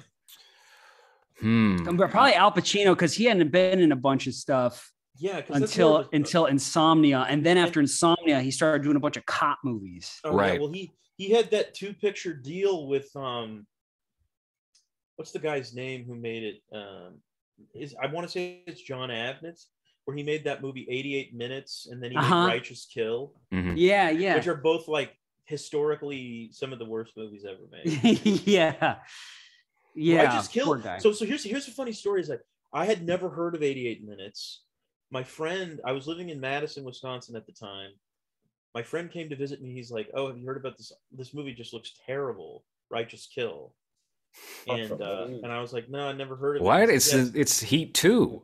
Yeah, it's got Robert De Niro. He says, "Yeah, it looks horrible. It's got Robert De Niro and Al Pacino." And I was like, "What do you mean? It looks? That sounds amazing." So we had gone to see The Dark Knight at this theater, and he'd left his wallet at the theater. So we went back the next day, and when he went up, he said, "Oh, I lost my wallet. Is it in the Lost and Found?" They went to look for it in the Lost and Found. He goes, "Go and run into Righteous Kill. I'll meet you in there."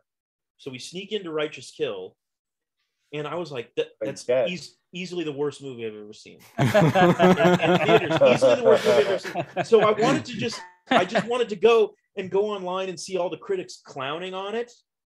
But the thing was that in every review, they were like, "Yeah, it's not great. It's still better than 88 Minutes."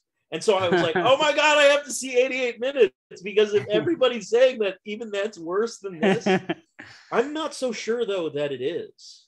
Was 88 Minutes with Edward Burns? No, I don't think 88 Minutes is in it. It has Eddie Burns in it. There's one where I think it's De Niro and Edward Burns team up. Yeah. That's I remember that. That's called Showtime. No, not Showtime. No, Showtime was De Niro and Eddie Murphy. Oh, 15 minutes. Okay. 15 minutes. Okay, but yeah, this is hilarious. Between the eyes. You like carrying a gun? There's nothing wrong with a little shooting as long as the right. Wait, wasn't this when that image came out that Al Pacino wears lifts on his shoes? No, that was the Irishman. Oh, fuck. That was their other team up. What about the badge? The badge is nice. Brendan, didn't you forget to name one of the main stars of this movie? One of the biggest stars? Toe to toe with Pacino and De Niro. There he is. There he is. No. Is that Anthony Michael Hall? I think this movie has 50 Cent in it, if I recall correct. Yeah. Gina Carano. She's a piece of ass. Whoa, Donnie Wahlberg? That's a Wahlberg, right? That's a Donnie. That's my Donnie. Damn. John Leguizamo. Dude, John Leguizamo's in every movie. He is. Okay, but there's an amazing scene where what's the name of the guy? Tony Hawk is in it. Tony Hawk is in it? Tony Hawk. That was him. Doesn't he skateboard over the body or something? But there's a line where Robert De Niro says in a voiceover. Brian Dennehy. That's he's like Turbo the skateboard pimp was my first kill. Turbo the skateboard pimp was my first kill. Till I show up at your door. That's good. That's good. Okay, I'm the killer. That's it. That sounded just like him. Okay, I'm the killer. I show up. Okay. And for some reason, you open your door for me. Who am I? Someone I know. But I more than know them. I know everything about them. These guys are all scumbags. You're staking them out. Okay, I mean, this might actually be an extraordinary movie, and I'm just misremembering it. It might be time to revisit. Where do you come off saying it's a cop? We have Civic TV, brightest kill. I think compared to what comes out now, yeah, this is probably fucking gold. That's what's her name? Gina Carano. No, yeah, that's from Sin City. No, I'm sorry. I keep getting her name's Gina something. Yeah. There you go. Yeah, Carla it's some Gugino. fucking Guido name. I can't believe this. It's got a great cast. Who wrote this? The guy who wrote Inside Man.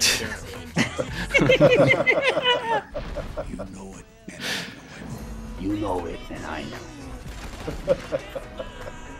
Whatever happens, I'm not taking you down with me. Whatever happens. Who made the decision to enter at that time? I did. Oh, you got Sterling K. Brown as well? They're like Lennon and McCartney. Lennon and McCartney. Wow, so meta. You don't become a cop because you want to serve and protect. You do it because you get respect.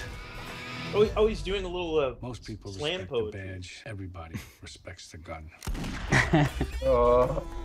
Most people respect the badge. What else did John Avnet go on to do after this? After this giant opportunity was wasted.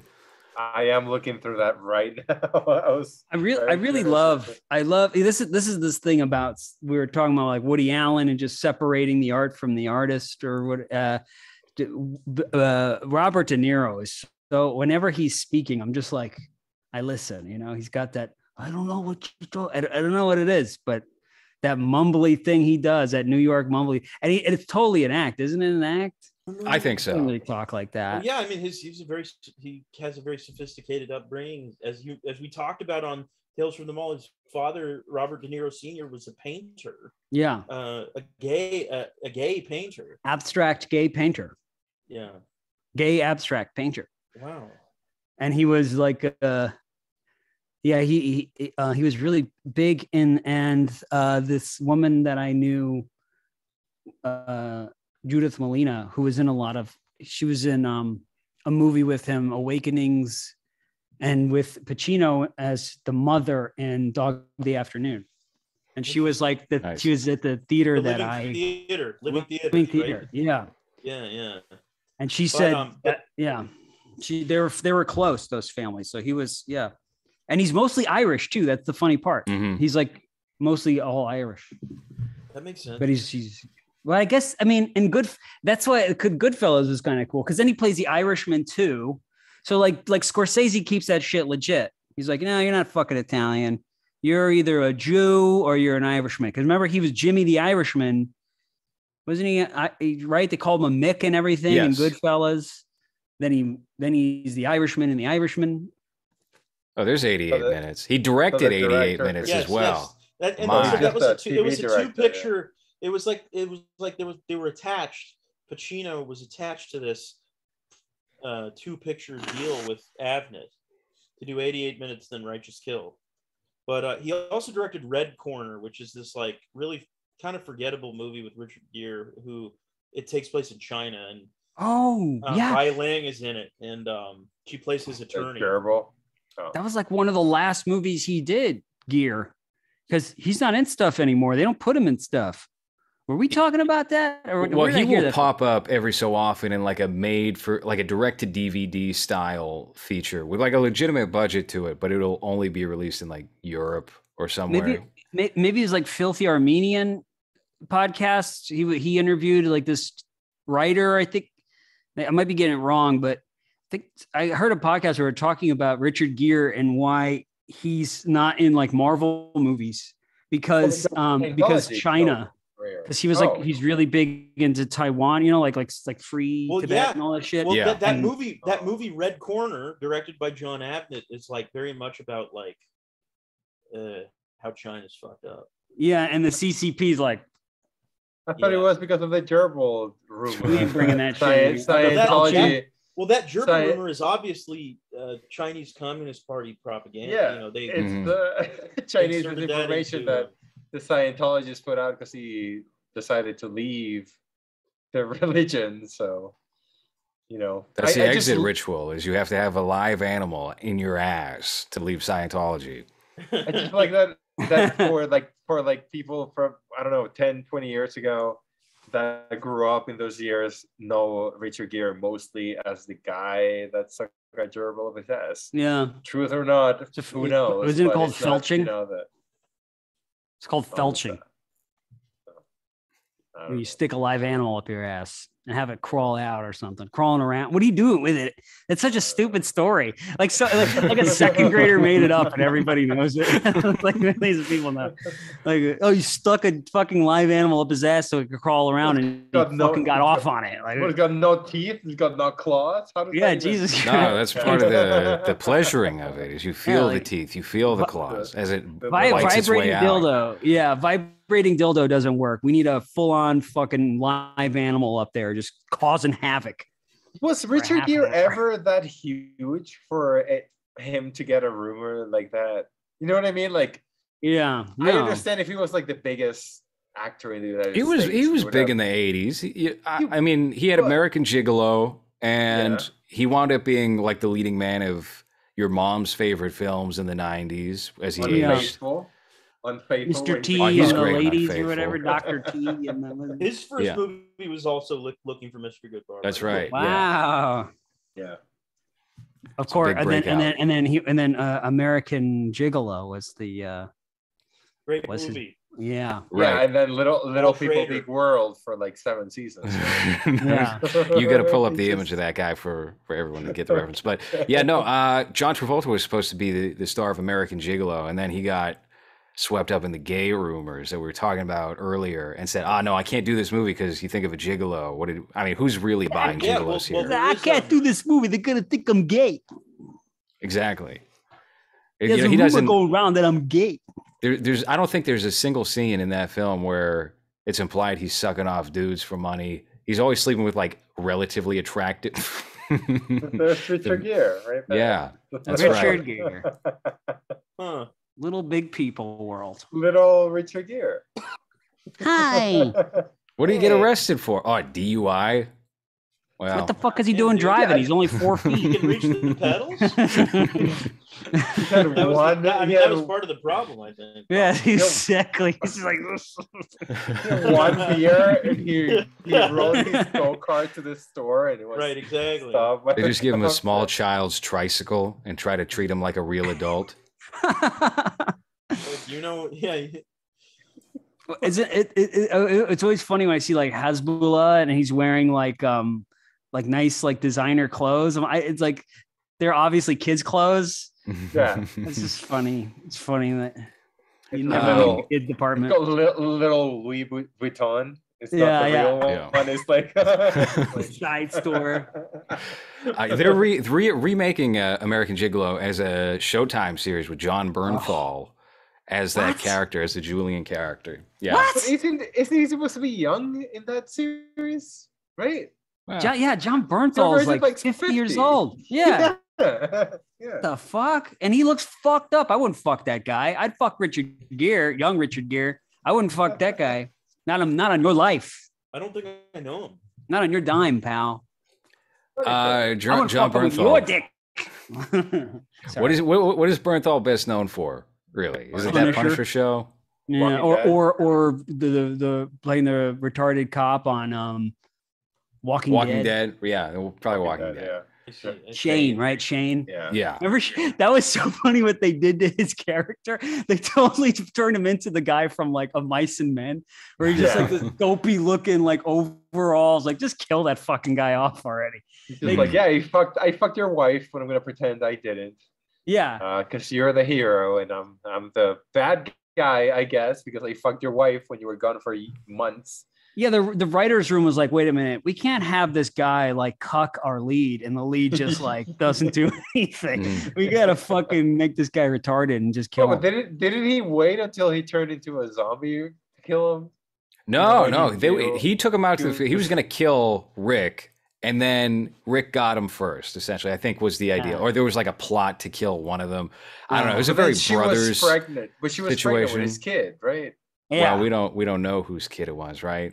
There's no way to know. There's no tests in the zombie apocalypse to find out. She doesn't even look like the mother. She's blonde with blue eyes. Like, none of them have that. Not even Rick. Rick, Rick, the mom was black haired, blue eyes. Yeah. But Shane was black hair, brown eyes, and Rick, blue hair, brown hair. Do you still watch The Walking Dead? Oh yeah, I used to watch it until like I think the season after they smashed those guys' heads, Abraham and oh yeah, Glenn. Who's the other guy? Glenn. Yeah. They brought in another character. There was a black character with dreadlocks that had lions. Yeah, the King. Like, what Kang. the fuck? He was Kang. What the fuck? Man, I've never seen it. Yeah, it's not good. You should good. start with season 6, episode 5. No. That's what I would recommend. What does that mean? The first 4 seasons are alright. Yeah, but it suffers from we need to have 30 episodes a season, so let's just have 12 filler episodes where nothing happens, and we're gonna explore backstories from characters that don't matter, or characters that are about to die. And they started doing that with season 2, like immediately. They were like, we're gonna make the season twice the length, and the big reveal for the end of the half of the season for season 2 is there's a farm. Yeah, right. We're gonna have a farm, and that's gonna keep people salivating until we pick up in the fall. And it was cyclical. Right. It would be like, there's a farm, there's a jail, there's a neighborhood, there's a village, there's a and then you got to the new level. Yeah, you got to the new level, and then same bullshit, and then when I thought the show could have died in between. It's just like, oh, there's an old character. Well, now they're dead. And I gave a fuck.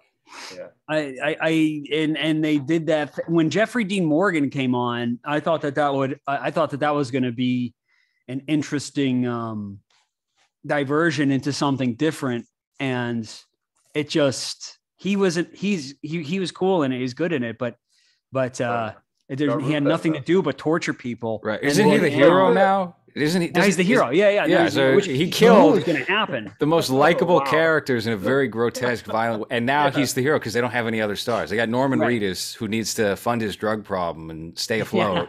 And that's about it. Yeah. Wow. Well, my yeah, go ahead. I was gonna say my new favorite show is unfortunately it's Tokyo Vice. Tokyo Vice. I know. I love this new show, Tokyo Vice. It's Men of a Certain Age. Unfortunately, I've watched all of it, and it's only 2 seasons too. Yeah, it's fucking unfortunate. It's Romano and I'm gonna get back into that. I haven't watched that since it was originally aired, but I remember. Incredible. I feel like there was a gap, or maybe it was canceled after the first season. Then they were like, well, maybe we'll do a second one. And then that was it. It was only 2 seasons. I don't know. Maybe it's such a weird pick for them to throw on HBO Max all of a sudden. Yeah. What is that show? That's Scott Bakula, Ray Romano, and Andre Brower as men of a certain age. I saw you share that, Brendan, of Scott Bakula. It's just about some middle-aged guys who just have like normal lives. That's cool. Because when this came out, this was 2009. It came out in 09. So around that time, there was a lot of shows like this where, streaming websites weren't a thing yet, I don't think. So it was a lot of just like USA channel shows or that type of thing where they would do this. Does that still exist? Like, do we still have like Burn Notice, but on the streaming website? Man, for that kind of show? Because Burn Notice is like one of my favorite shows ever. It's probably on Peacock or something. Well, here's what I'm going to say about Men of a Certain Age. I don't know anything about Burn Notice. I know it's your favorite show, Hans. Yeah. So I've heard you say that before. Anyone who has listened to one episode of the show knows that's Hans's favorite show. Burn Notice. But here's what I said: is that I was doing it as like for like laughs. Yeah. Like watching it ironically, like an ironic watch, like because I thought it was going to be like fucking Wild Hogs or something. Yeah, but it's actually good. Yeah. So I gotta check it out. I was wrong. And I was glad I was wrong. I heard he's like a really cool guy, Scott Bakula. He's like married to the same woman. He's like a yoga. He's like a yogi. He's a friend of mine used to do yoga with him. The guy who's in that I shared this little thing that I made on Twitter like yesterday. A feature film. Call it what it is, Anthony. It's not feature. It said feature in the description. I trust the description. It's like 50 minutes. It's like 50. Fuck. I made that like 8 years ago, and I wrote it in there because we were gonna try to get into festival or something. And it's great, by the way. Everybody go check out Anthony's short or medium or whatever you want to call it. He's versed to medium feature 56-minute film. The His body. Epic Shimino. Medium talent. I should say this. I was thinking a little bit about Year of the Dragon when I was watching Tokyo Vice. I recognize that Japan and China are separate. I'm not racist, but I did. But I do think about this idea of somebody who's like trying to penetrate a culture that is impenetrable in a way. Yeah. It's like China. Year of the Dragon is another movie where that happens, right? Mickey Rourke. That's what I'm referencing. Year of the Dragon. Yeah, he was much more racist, though. He was just like, I hate your people. I hated your people when I fought in Vietnam. It's a Chinese girl. Like you fucking slopes. My brother does this extraordinary impression of Mickey Rourke, where he's like, "We got to get the chinks." He just. He does it so good. It makes me laugh 100% of the time. When we talk about Scott Bakula, I can't help but bring up this classic. Damn, we're on theme tonight, huh, Hans? Yes. I was thinking about this today. I just love his Rocky and Bullwinkle t-shirt that he's wearing. Oh no, I'm retarded. Oh no, he didn't say it. All right, well. But the guy that wrote that project and that was in that with, he was married to Kadada Jones, and his brother-in-law was Forrest Whitaker. And he knew Will Smith, like when Will Smith, right before he got Fresh Prince of Bel-Air, and he kind of grew up in like Black Hollywood. So, but he like used to go and hang out and do yoga at Scott Bakula's house. And he says he's just like a really normal, he seems chill, nice guy. In fact, when he got his role on whatever Star Trek series he did. Oh yeah, Enterprise, right? Enterprise, yeah. No, it's Enterprise. He made it a clause of his contract that they be done shooting at 6 p.m. every night so he could go home to his family. But he's in great shape, Scott Bakula. Yeah, he's very good in Behind the Candelabra, the Soderbergh. The Liberace movie. Yeah. That might be my favorite Soderbergh film in general. That got a theatrical release over in the UK, and for some reason it wound up on HBO over here. Baby boy. God, that's also Michael Douglas. baby boy. He's fantastic. Michael That Douglas was before cancer, right? No, it was during cancer. He looks dried out in that movie, and he even exposes his dome because he's wearing a wig. He looks rough in that movie as Liberace. He lives on the end of the street over here in the not in the Beresford, but in the building at the end of the block. So I'll see him walking around sometimes with a hat on, just like, I'm alive. He looks like a nice guy. Yeah, Michael Douglas, and so does Dick Cavett. They live in the same building. Dick Cavett still alive? Still alive? I don't know if he's still alive, but you've seen the ghost of Dick Cavett floating around the block. I know. I saw him a couple years ago, and he was talking with somebody who was walking with him, and he was like, "So we're gonna start a podcast." Oh yeah. Oh, you know what, Anthony? And I that's talked great, about this Grandpa Dick. Anthony and I talked about this on Tales from the Mall. Oh, we did. I'm sorry. Because no, it's okay because Dick Cavett and I went to the same high school. We went to the same high school. At the same time? At the same time. So he's I'm a definitely still vampire. alive. I'm a vampire. No, he Mom has a. I only have 5 stories, and they're all. There's an elementary school named after him in my hometown, or named after his mom, Dorcas Cavett. Her name was Dorcas. Wow, Dorcas. Wow. You don't remember this, Anthony? Yeah, I do. But I remember I had COVID. Oh, I had COVID, and I have long COVID now, and I don't. My brain. What does that mean? Fucking What gone. is that? What is you just? I don't know. retarded? I went to the doctor and I got tested. I got EKG. I got blood work. They did X-rays, and he said everything looks fine. I said, okay, so is it just psychosomatic? And he said, no, we just don't know how to test for what you have. There's a bunch of people who have they call it long COVID. We don't know how to test for it, but eventually it'll go away. You just got to be patient. And I've been getting better. I had the chronic sort of chest pain right here, and that went away after I smoked a cigarette.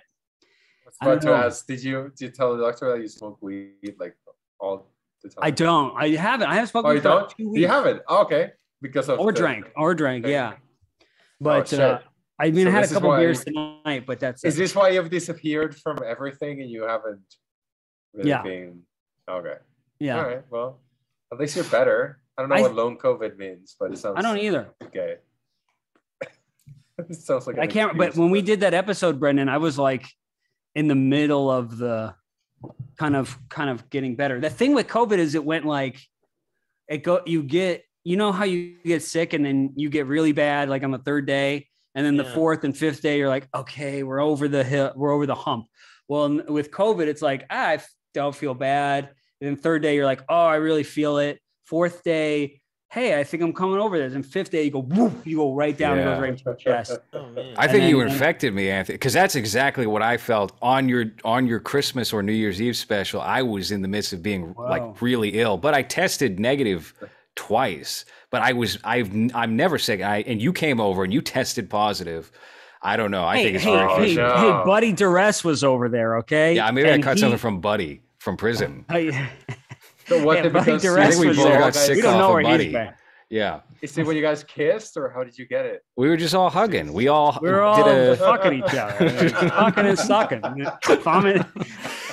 When I'm in town, that's all we do, Yes, it baby. was just a New York hello, just yeah. tongue down your throat. Yeah. Just a random. Have any of you guys seen any of the other TV shows that Michael Mann has directed? Miami Vice. Yeah. Well, he did a show with Dustin Hoffman 10 years ago. And David Mamet? I think so, yeah. And he wrote it, and they had to end it because the horses kept getting injured. So, the horses kept dying, so they had to end the show. It was it was about a racetrack or something, and I forget the name. It looked good. Was it good? Did you see it? I never caught it. It was, I think it was on HBO around the time they were looking for a replacement for Sopranos. After that, closed up shop. And it looked like it was Dustin Hoffman was going to be like Tony Soprano. Right. He was the racetrack. They were trying to make him one of the network stars. You would see the TV guides, you would see all the advertisements would feature, and then it was done after a season. Yeah, they killed 4 horses or something. They're like, that's it. You can just make jackets out of them. I mean, and I mean, David Mamet, Michael Mann, that's a great pairing. Wasn't he just on Joe Rogan? He was. Did you listen? I listened to most of it. And did you hear it? Any of you guys? I only caught the YouTube clips because I almost never go to Spotify. I like how David Mamet talks like this all the time. Anytime he's on, he talks like this. The Let me tell you a story. show- Let me tell you a story, okay? I'm a New York, the I'm show- a Chicago Jew. Let me tell you a story. The show that you guys were talking about, you call Luck, Yes. Fuck, yes. set in the world of horse racing. Yeah. That's what the. Yeah. Yeah. But it's David Mamet. 3 And horses David Mamet died can, during you know, production. 3 of them died. was it American Buffalo? That's on Broadway with Sam Rockwell and Lawrence Fishburne right now. I love Mamet, and he was good on Rogan, but Rogan he's I don't know. There's this book he talks about, Alan Bloom, which Brendan's producer Matt told me about. Closing of the American Mind. The Closing of the American Mind, and Mamet talks about it and references it. Joe Rogan never, and I bought that book off of Matt's recommendation. I have yet to read it, and I saw that you had a copy of it, Brendan, and so I was like, wow, this is really kind of kismet, you know. This David Mamet.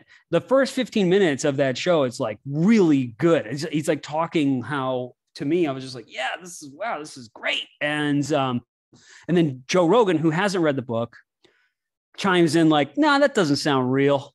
I don't think so.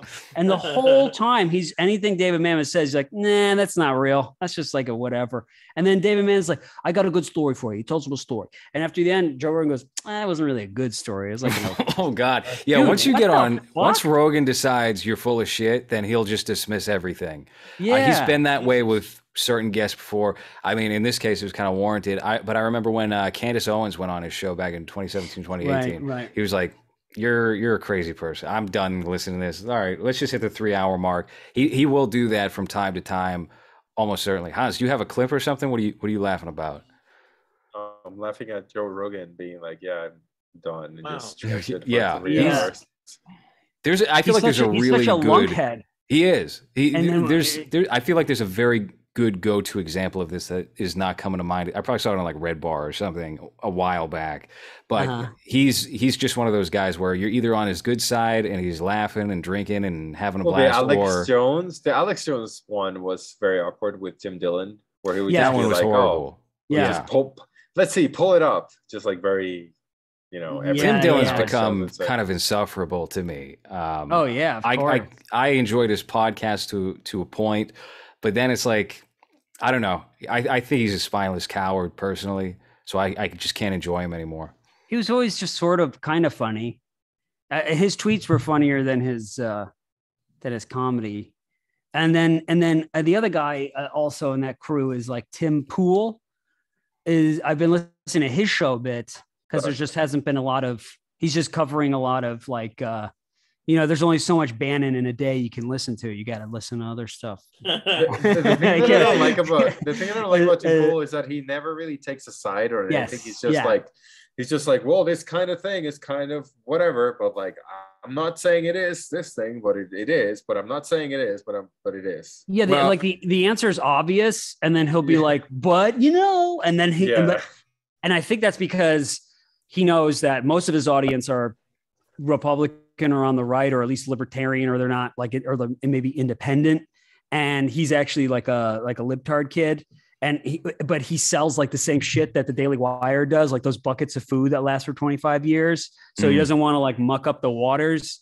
But then he'll go on these screeds where he'll like talk shit about something that's like the fucking shoes. Okay, let me tell you something right now. The shoes she wore are bullshit. And you're like, the only time you ever see Tim Dillon get heated on an issue is when he has a co-host on his panel where it's just a guy with long hair who's like super libtard. And anytime he says anything, Tim Dillon just has a look of disgust. Like he's so tired of hearing this guy. And, he's one of his longtime friends or whatever. So he just like moved out there and he's stuck with him. He's just like, no, that's wrong. Shut up. All right. Anyway, next topic. That's the only time you'll ever see him kind of definitively try and shut something down or say it's just to say whatever's counter to whatever this other guy is saying. And he calls his place the Castle. Right, because He's like, he I have moved the to castle. what? He lives in South Dakota or one of these like forgettable West Virginia. states. West Virginia. West Virginia. Oh, ooh. So he bought a whole bunch of land and lives out in the middle of nowhere. Which, I mean, good for him. I'm he's very successful. He's got a show 5 nights a week that, I mean, is getting essentially Rogan numbers from 2015, 2016. So, but it's a you get the point after 12 minutes or less. With Tim Pool or with Tim Dillon, he's making a fuck ton of money too. But I mean, he's got the same old shtick he's been running into the ground. Tim Dillon, right? And so Tim Dillon, he's in Austin, right? No, he moved. He went to Austin. He moved to Austin. He brought his producer and his wife to Austin. And then after like 3 weeks said, I can't live here anymore. I got to go back to LA. Hey, producer, we got to move back to LA. They sold their home and everything after 3 weeks. Back to LA. Wow. That's some pussy shit. And so Tim Dillon, is he gay? Like, he is gay. I see. Yeah, he hit on me when I was in New York. That's right. Yes, Tim Dillon hit on Hans before he was. Did he really? Yeah. Yeah. So I went to the stand because so I went to New York to see a band that I love that it broke up for 10 years. No, it's Bear vs. Sharks, an indie band. Oh. They broke up for like 10 years and then they got back together and they had a show in New York and I was like, well, you know, it's a good idea to go visit New York and see what the big fuss is about this place and without knowing anyone or nothing. So I just went there, went to the show, and then I was like, well, I'll go to the stand because that's where a lot of the comedians that I like perform. And I saw him, and he was very early in his like online career. Like I think he had only been on like Legion of Skanks or Real Us podcast a couple of times. His podcast was very early. And I was like, oh, Tim Dillon. He was like, oh, hey.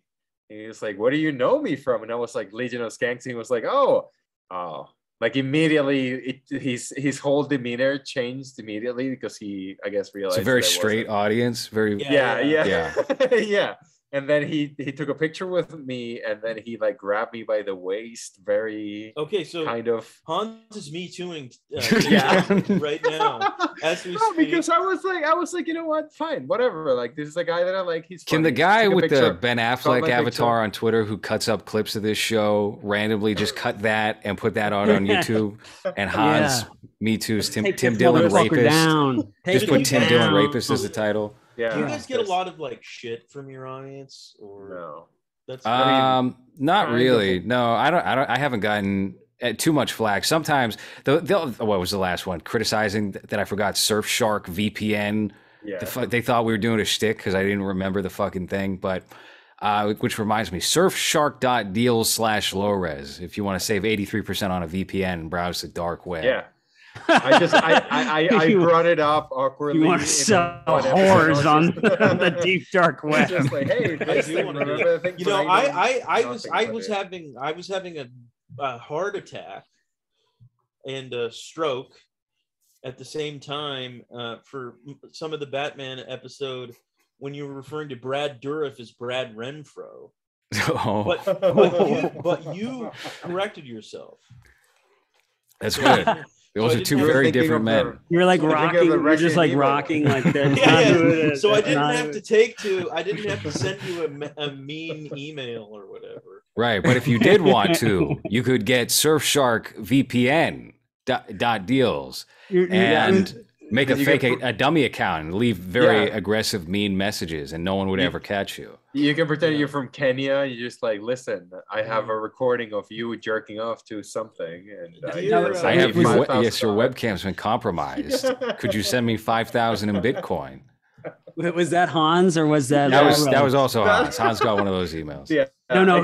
Who was saying Brad Renfro? No, that was Jay. That was Jay. Then you should post on his thing like, Jay, I fucked you. Yeah,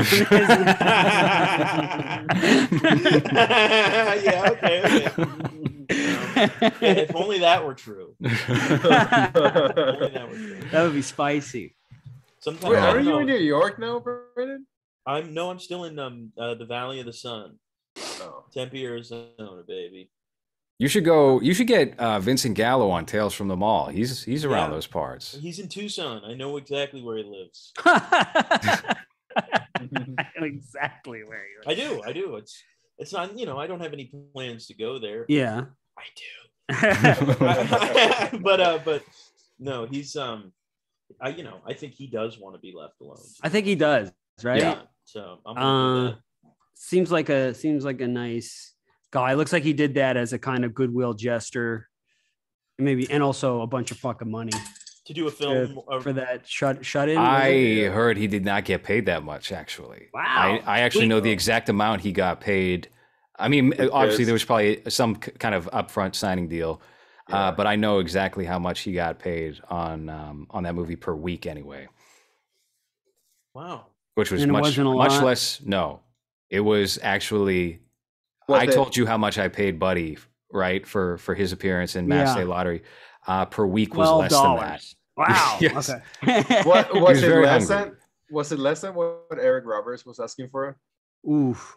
Yes, much less. Yeah. Wow. Oh, wow. Yeah, Eric Roberts was, that makes me mad in retrospect that he tried to actually.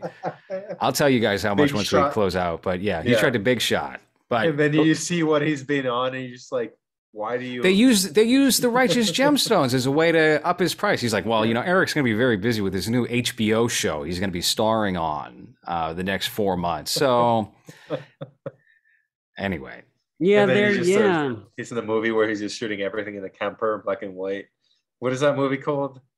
It's like if we saw the on trailer. Tubi, also on Tubi. This is a great film. I think we watched the trailer on one of our earlier shows. That was you went through his people, I assume. Yeah. Well, I found like a .AOL address that was his manager. And I got an email from him back, and he said, "Call me up. We'll hash this out." And he says, "Listen, I'm a very easy guy to negotiate with.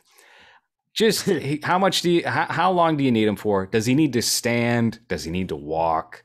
Okay. Can he drink? can he show up to the set drunk, like on Night Walk, where he's dancing and very intoxicated? Night Walk, which I always advocate for, is a must-watch. Mickey Rourke, Eric Roberts HBO film. Max. I realized that yesterday. So wow, it's on. Hold on, I don't think it's on HBO Max here. I think that's exclusively Costa Rica. It's on my Latin American HBO Max. I don't know if Oliver Stone's son stars in that movie. Fantastic. Really? Night Walk. It's the most enjoyable film I watched last year, maybe.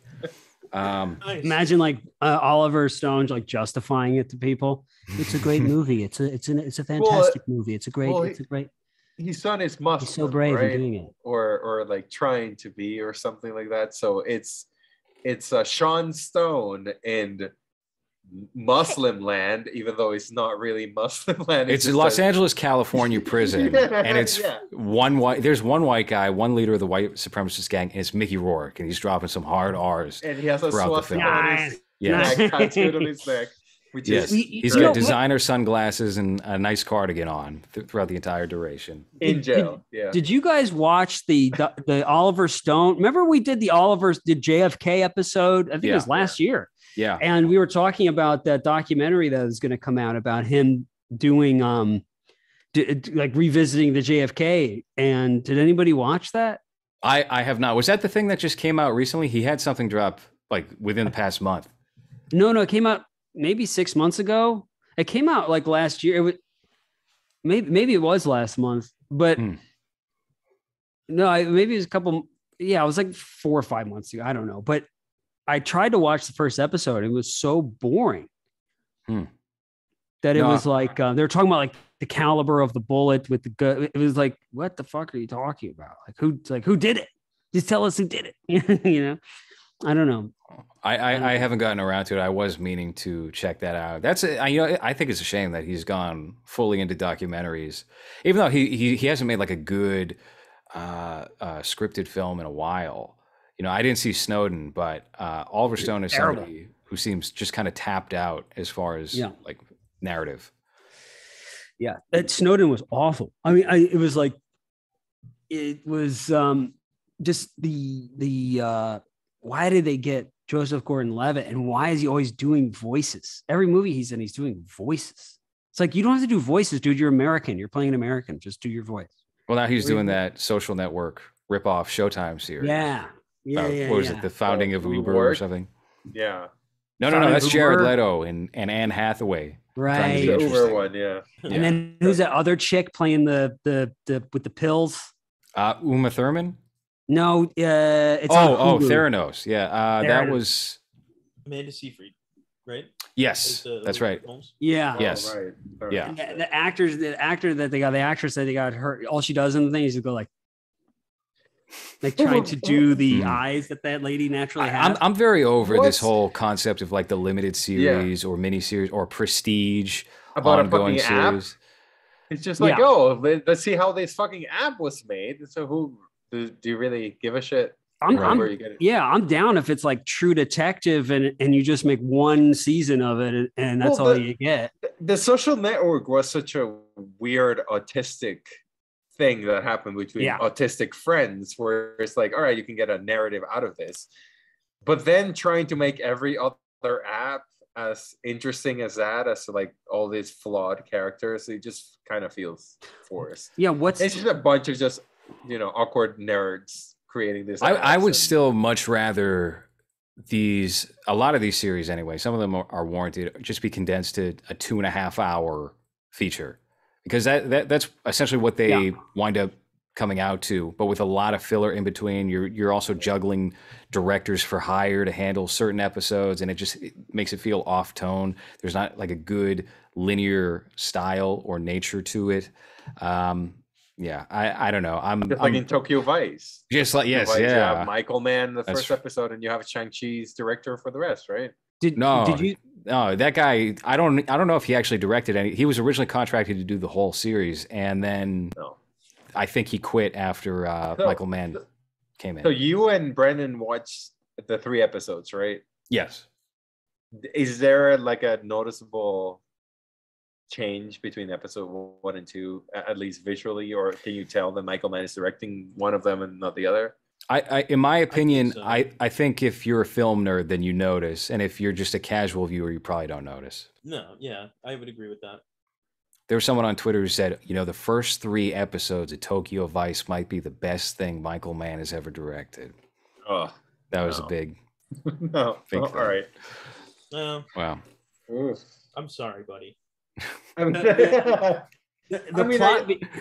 plot of like Black Hat is like Chris Hemsworth is this 6'5" built chiseled fucking hacker nerd who's just doing push-ups and fucking hacking shit all the time. It's so funny. He's got an HTML tattooed on his bicep. Yeah. And when I saw the trailer, I was like, "You got to be fucking kidding me!"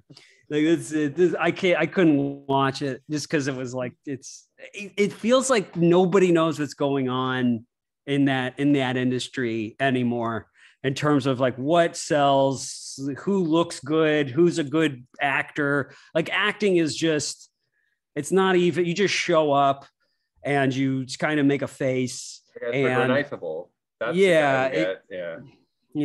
because I don't knock that kid because I think he went to ballet school, Ansel. I think he is a good actor. Unlike Anthony Bourdain, who killed himself after watching the movie, I actually enjoyed Baby Driver a little bit. I mean, it was pretty good. I wouldn't kill myself afterwards. But it's weird for that to be the movie that, like, you know what? I'm out. I'm just gonna. You know what? I listened to fucking Mambo number 5 as this Ferrari drifted on that corner. I'm done. He's like, fuck Baby Driver, kills self. They tried to cancel Ansel Elgort because what was the controversy? They said, he was saying the N-word in class. He was screaming the N-word at black girls in class. Cool. Which I mean, yeah, and his private Swedish fucking school that he went to. Really? It's in his is a slightly brown person that cleans the toilets in this school. Right. That's the one. I think the trick to avoiding cancellation is to have a project that's going to come out at like later on. So he had West Side Story done when that story dropped, and they were just kind of like, "Fuck, we got this movie. We gotta make it work. We just gotta push this off to the side." You're kids. You gotta say, it's like punk rock, man. People were wearing swastikas, literally wearing like Nazi shit. And in the case of like Johnny and Dee Dee, they were actually really into that stuff. Like Dee Dee's dad had a big collection of all that stuff, and Johnny was an actual kind of racist guy, but he was like okay with it. You know what I mean? And like, but kids, I don't know. Anyway, it's like, what was a kid in school saying this stuff? It's like, come on, man. They're learning words, like sometimes your little baby says shit or something because they hear it. Well, you're also talking about Dee Dee and Joey Ramone, right? Who were relevant in 1970, the last time. Every white person should call a black person the N-word just once, just to see what happens, because then they won't say that in front of them again. That's how you learn not to, say bad things to Listen, people. I don't know about that. Can we not co-sign that on this show? Can we do that on Slothcast? I'm not even white, and It's just bad advice. It's just bad. No, don't do it. Don't do it. But if I have one friend here whose dad was like a white crackhead and the rest of his family is black, and you look at his like family pictures and it's him being white surrounded by like 20 black people, like it's like a basketball team, and he's just like the chubby white guy, where even with him I'm not comfortable saying that. So I don't know. So I don't know if that's advice that I would give anyone, really. I think it happened more often in the past. Definitely when I was growing up, right. You would say stuff that you would hear, and then find out what the fuck happens when you say it. And, right. I'm not saying that you should. I'm just saying, if this story is like this kid called this other kid the N-word and he didn't get his fucking teeth knocked in, then I mean that's on that person. You can't cancel him. If the guy calls you a fucking N-word, kick his fucking ass. I don't know what to tell you. I mean, I could be like, he called me this thing. Okay, what did you do? Like that we're talking about. Yeah, you don't say that to people. Don't say that. What I'm getting is Will Smith was right to slap Chris Rock. That's what I'm hearing. I think it really depends, because I call my girlfriend that all the time, but she's like a white American girl, so I was about to say she's not okay with it at all. She's always like, I don't like it when you say that word and you call me that. I'm always like, that's who should be called that word, in my opinion. Yeah, it's just wait a minute, Hans has a girlfriend? Yeah. Oh, nice. Yeah, I'm gonna get married very soon. Because get the green card. My house. He's been saying that for 7 years. Never seen it. What did you message her? This is exactly what she says. Yeah. It's anyway. If you don't say the N-word. Don't say the N-word. Don't call your girlfriend the N-word. That's the bottom line. But I think the acting is like it's so secondary. It's not even secondary. It's like secondary is directing. The first thing is like, what's the product, and then it's who's the director that can make it cool and funny. And right, it's all got to be cool and funny. It's not even cool anymore. It's just funny. It's got to be funny. It's got to be, what's that Kiwi's name? Who says that he's Jewish, and that's why he did the Jojo Rabbit movie or something. I like how that guy's like, yeah, I'm Jewish, and he looks like a fucking Aborigine from fucking the outback. He's got that fucking thing from Crocodile Dundee 2. But you never met a brown Jewish. Yeah, celebrates Hanukkah, I'm sure. Or recognizes the Sabbath every Saturday. But the candles are made of grease. Yeah, that guy's like a curse. Like I like his movies, Out of the Shadows and What We Do in the Shadows. I think I thought Jojo Rabbit was just weird. That was a kind of an off movie, and then but then everybody wants to be like Thor. Well, that was not for you, Anthony. That movie is aimed to white supremacists. That's why you didn't like it. Oh, right, yeah. Well, I didn't think Jojo Rabbit was bad. It just felt very oddly toned and didn't really know what to make of itself. And his injecting himself in there as Hitler felt so like it just stopped the movie. Yeah. And then you would have little intermissions of, all right, now here's the comedy to everything else, which is just essentially a straightforward Nazi Germany drama. Yeah, he was trying to do like Bean, but Life is Beautiful. Nazi. Or It's a Beautiful Life. Wait. God, what a missed opportunity to put Mr. Bean in Nazi Germany. What's that? Yeah. Oh, yeah. No, exactly. What they did that with Roberto Benigni. La vida es bella. Yeah, you're talking about Life is Beautiful. Life is Beautiful. Yeah, Life is La Beautiful. vida. Yeah. That one, where he won an Oscar. You just say it like an Italian. La vida es bella. Yeah. My stepson's like doing Spanish, and he's like trying to. I said something in Spanish the other day. He's like, "No, that's not the correct accent." I'm like, "Let me ask you a question." It's Italian. When people come to this country, do they talk like this with trying to speak American? No, they don't try to do that. So then why are you trying to do an accent when you're trying to speak any other language other than your own? Listen, and I know that I should not be saying this with Brandon and Anthony in this episode, but Italian and Portuguese are just retarded Spanish. I don't know if you guys have noticed. It's just like if a Spanish person has half a tongue, that's what this language is. Someone like, what? That's not true. No, I mean Spanish is, if anything, Spanish is retarded Italian. Because Italian came first. I mean, yeah, it came from wasn't it like Latin. like Dante, right? Latin and then Dante and then Latin. Sure.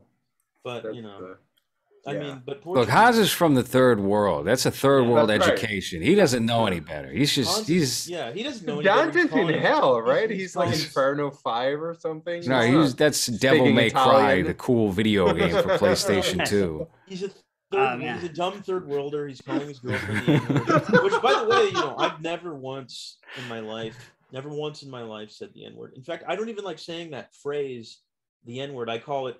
I will say the T word. The T word standing for the N-word. the T word. That way I avoid the phrase. Yeah, I mean you can't. And once you say it once, it pops the. It's like being an alcoholic. Once you pop one, it's like once you pop, you can't stop. That's how you can tell. You're just saying slamming on the steering wheel. Yeah, exactly. Hold on, exactly. That's how you can tell that Anthony's an alcoholic and I'm a fat person. Because Anthony's like, you can't just have one drink, and I'm like, wait, isn't that what the chips? Bags. Chip. Isn't we call those little Dove bars? Just can't get enough of those. All right, fellas. We've now done 2 hours and 30 minutes. Would you guys like to promote what you've got going on? Slothcast, Tales from the Mall, Twitter, etc. For those who have tuned in this long, where can people go and search you guys out? Well, in my case, I recommend going to patreon.com/Tales from the Mall. And you can listen to 30 some free episodes of the show. Plus every other episode we do is $5 a month. So subscribe. You'll like the show. By the way, I know that I'm the only person in this podcast that's not been a guest on that show, and it's because you don't think that we have malls. Let me just tell you that you're in the incorrect. third world. We had one mall here that kind of looked like Jurassic Park, and then they had to switch it into a lot of just large windows and large screens, so it doesn't look like Jurassic Park anymore. But we do have malls here, so I just that's called a renovation. That's called there was a budget added to the mall. Modern, yeah. I mean, you know what? It's technology. You know what, Hans? I mean, your time will come. I'm just a little bit afraid that you're going to call me the T word, which as you know, stands for the right. N-word. I don't like to say it, right. He already has. He's been writing it down. Yeah. But and then on Twitter I'm at he's got it on his arm. You should get it on your head. Yeah. And on Twitter at Luso_Brendan, LUSO_Brendan. And just a little trivia before I plug anything is that Japan, the tattoos, right? They used to put them on their foreheads to people who committed crimes. And before that, it was like a tradition, like tattoos were cool. And then they turned it into you get a tattoo if you do a crime. And so that's why it's taboo. That's why people have tattoos. In Japan, if you have a tattoo, it's like it means that you're a piece of shit. Right. A T from the N word. Yeah, it's the character for the N-word. It's a Japanese character for the N-word. You know they got one, like a few. Brendan's show too. I'm gonna pump Brendan's show too because you also make vignettes for them. They're like short films for each episode, and they're brilliant and they're funny and he is like the right wing Robin Williams over here. You gotta check out. No, he's not. He's a gentle soul. He doesn't even vote, and not even registered, not once. But but you should check out Tales from the Mall. It's a great show. Well, thank you. And of course, people are going to listen to this show the whole episode because this is a great show. I had a fucking blast. Yes. I'm going to listen to this later and jerk off. That's what I'm going to do. Oh, wonderful. And you can follow me on Twitter at Slothcaster. And my show is called Slothcast. We do a show called Drunk on Movies. We have a Patreon, but you can organically find your way there. We have a series we only put on there, and that's called Limited Hangout, which we're sort of developing. It's kind of ever flowing, and the cast of characters here are on my show as well. If you want to hear about my relationship and my girlfriend, go watch the episode that I did on Drunk on Movies because I think I talked about that. I was very drunk. I think so, yeah. I think I got real for like 10 minutes, which was very uncomfortable afterwards, just because I didn't let anyone. but I was very intoxicated. So that was fun. My post-COVID shows have been very fucking black-pilled by the end of the thing. I'm just so drunk, and I'm like, I just don't fucking want to keep going. Wow.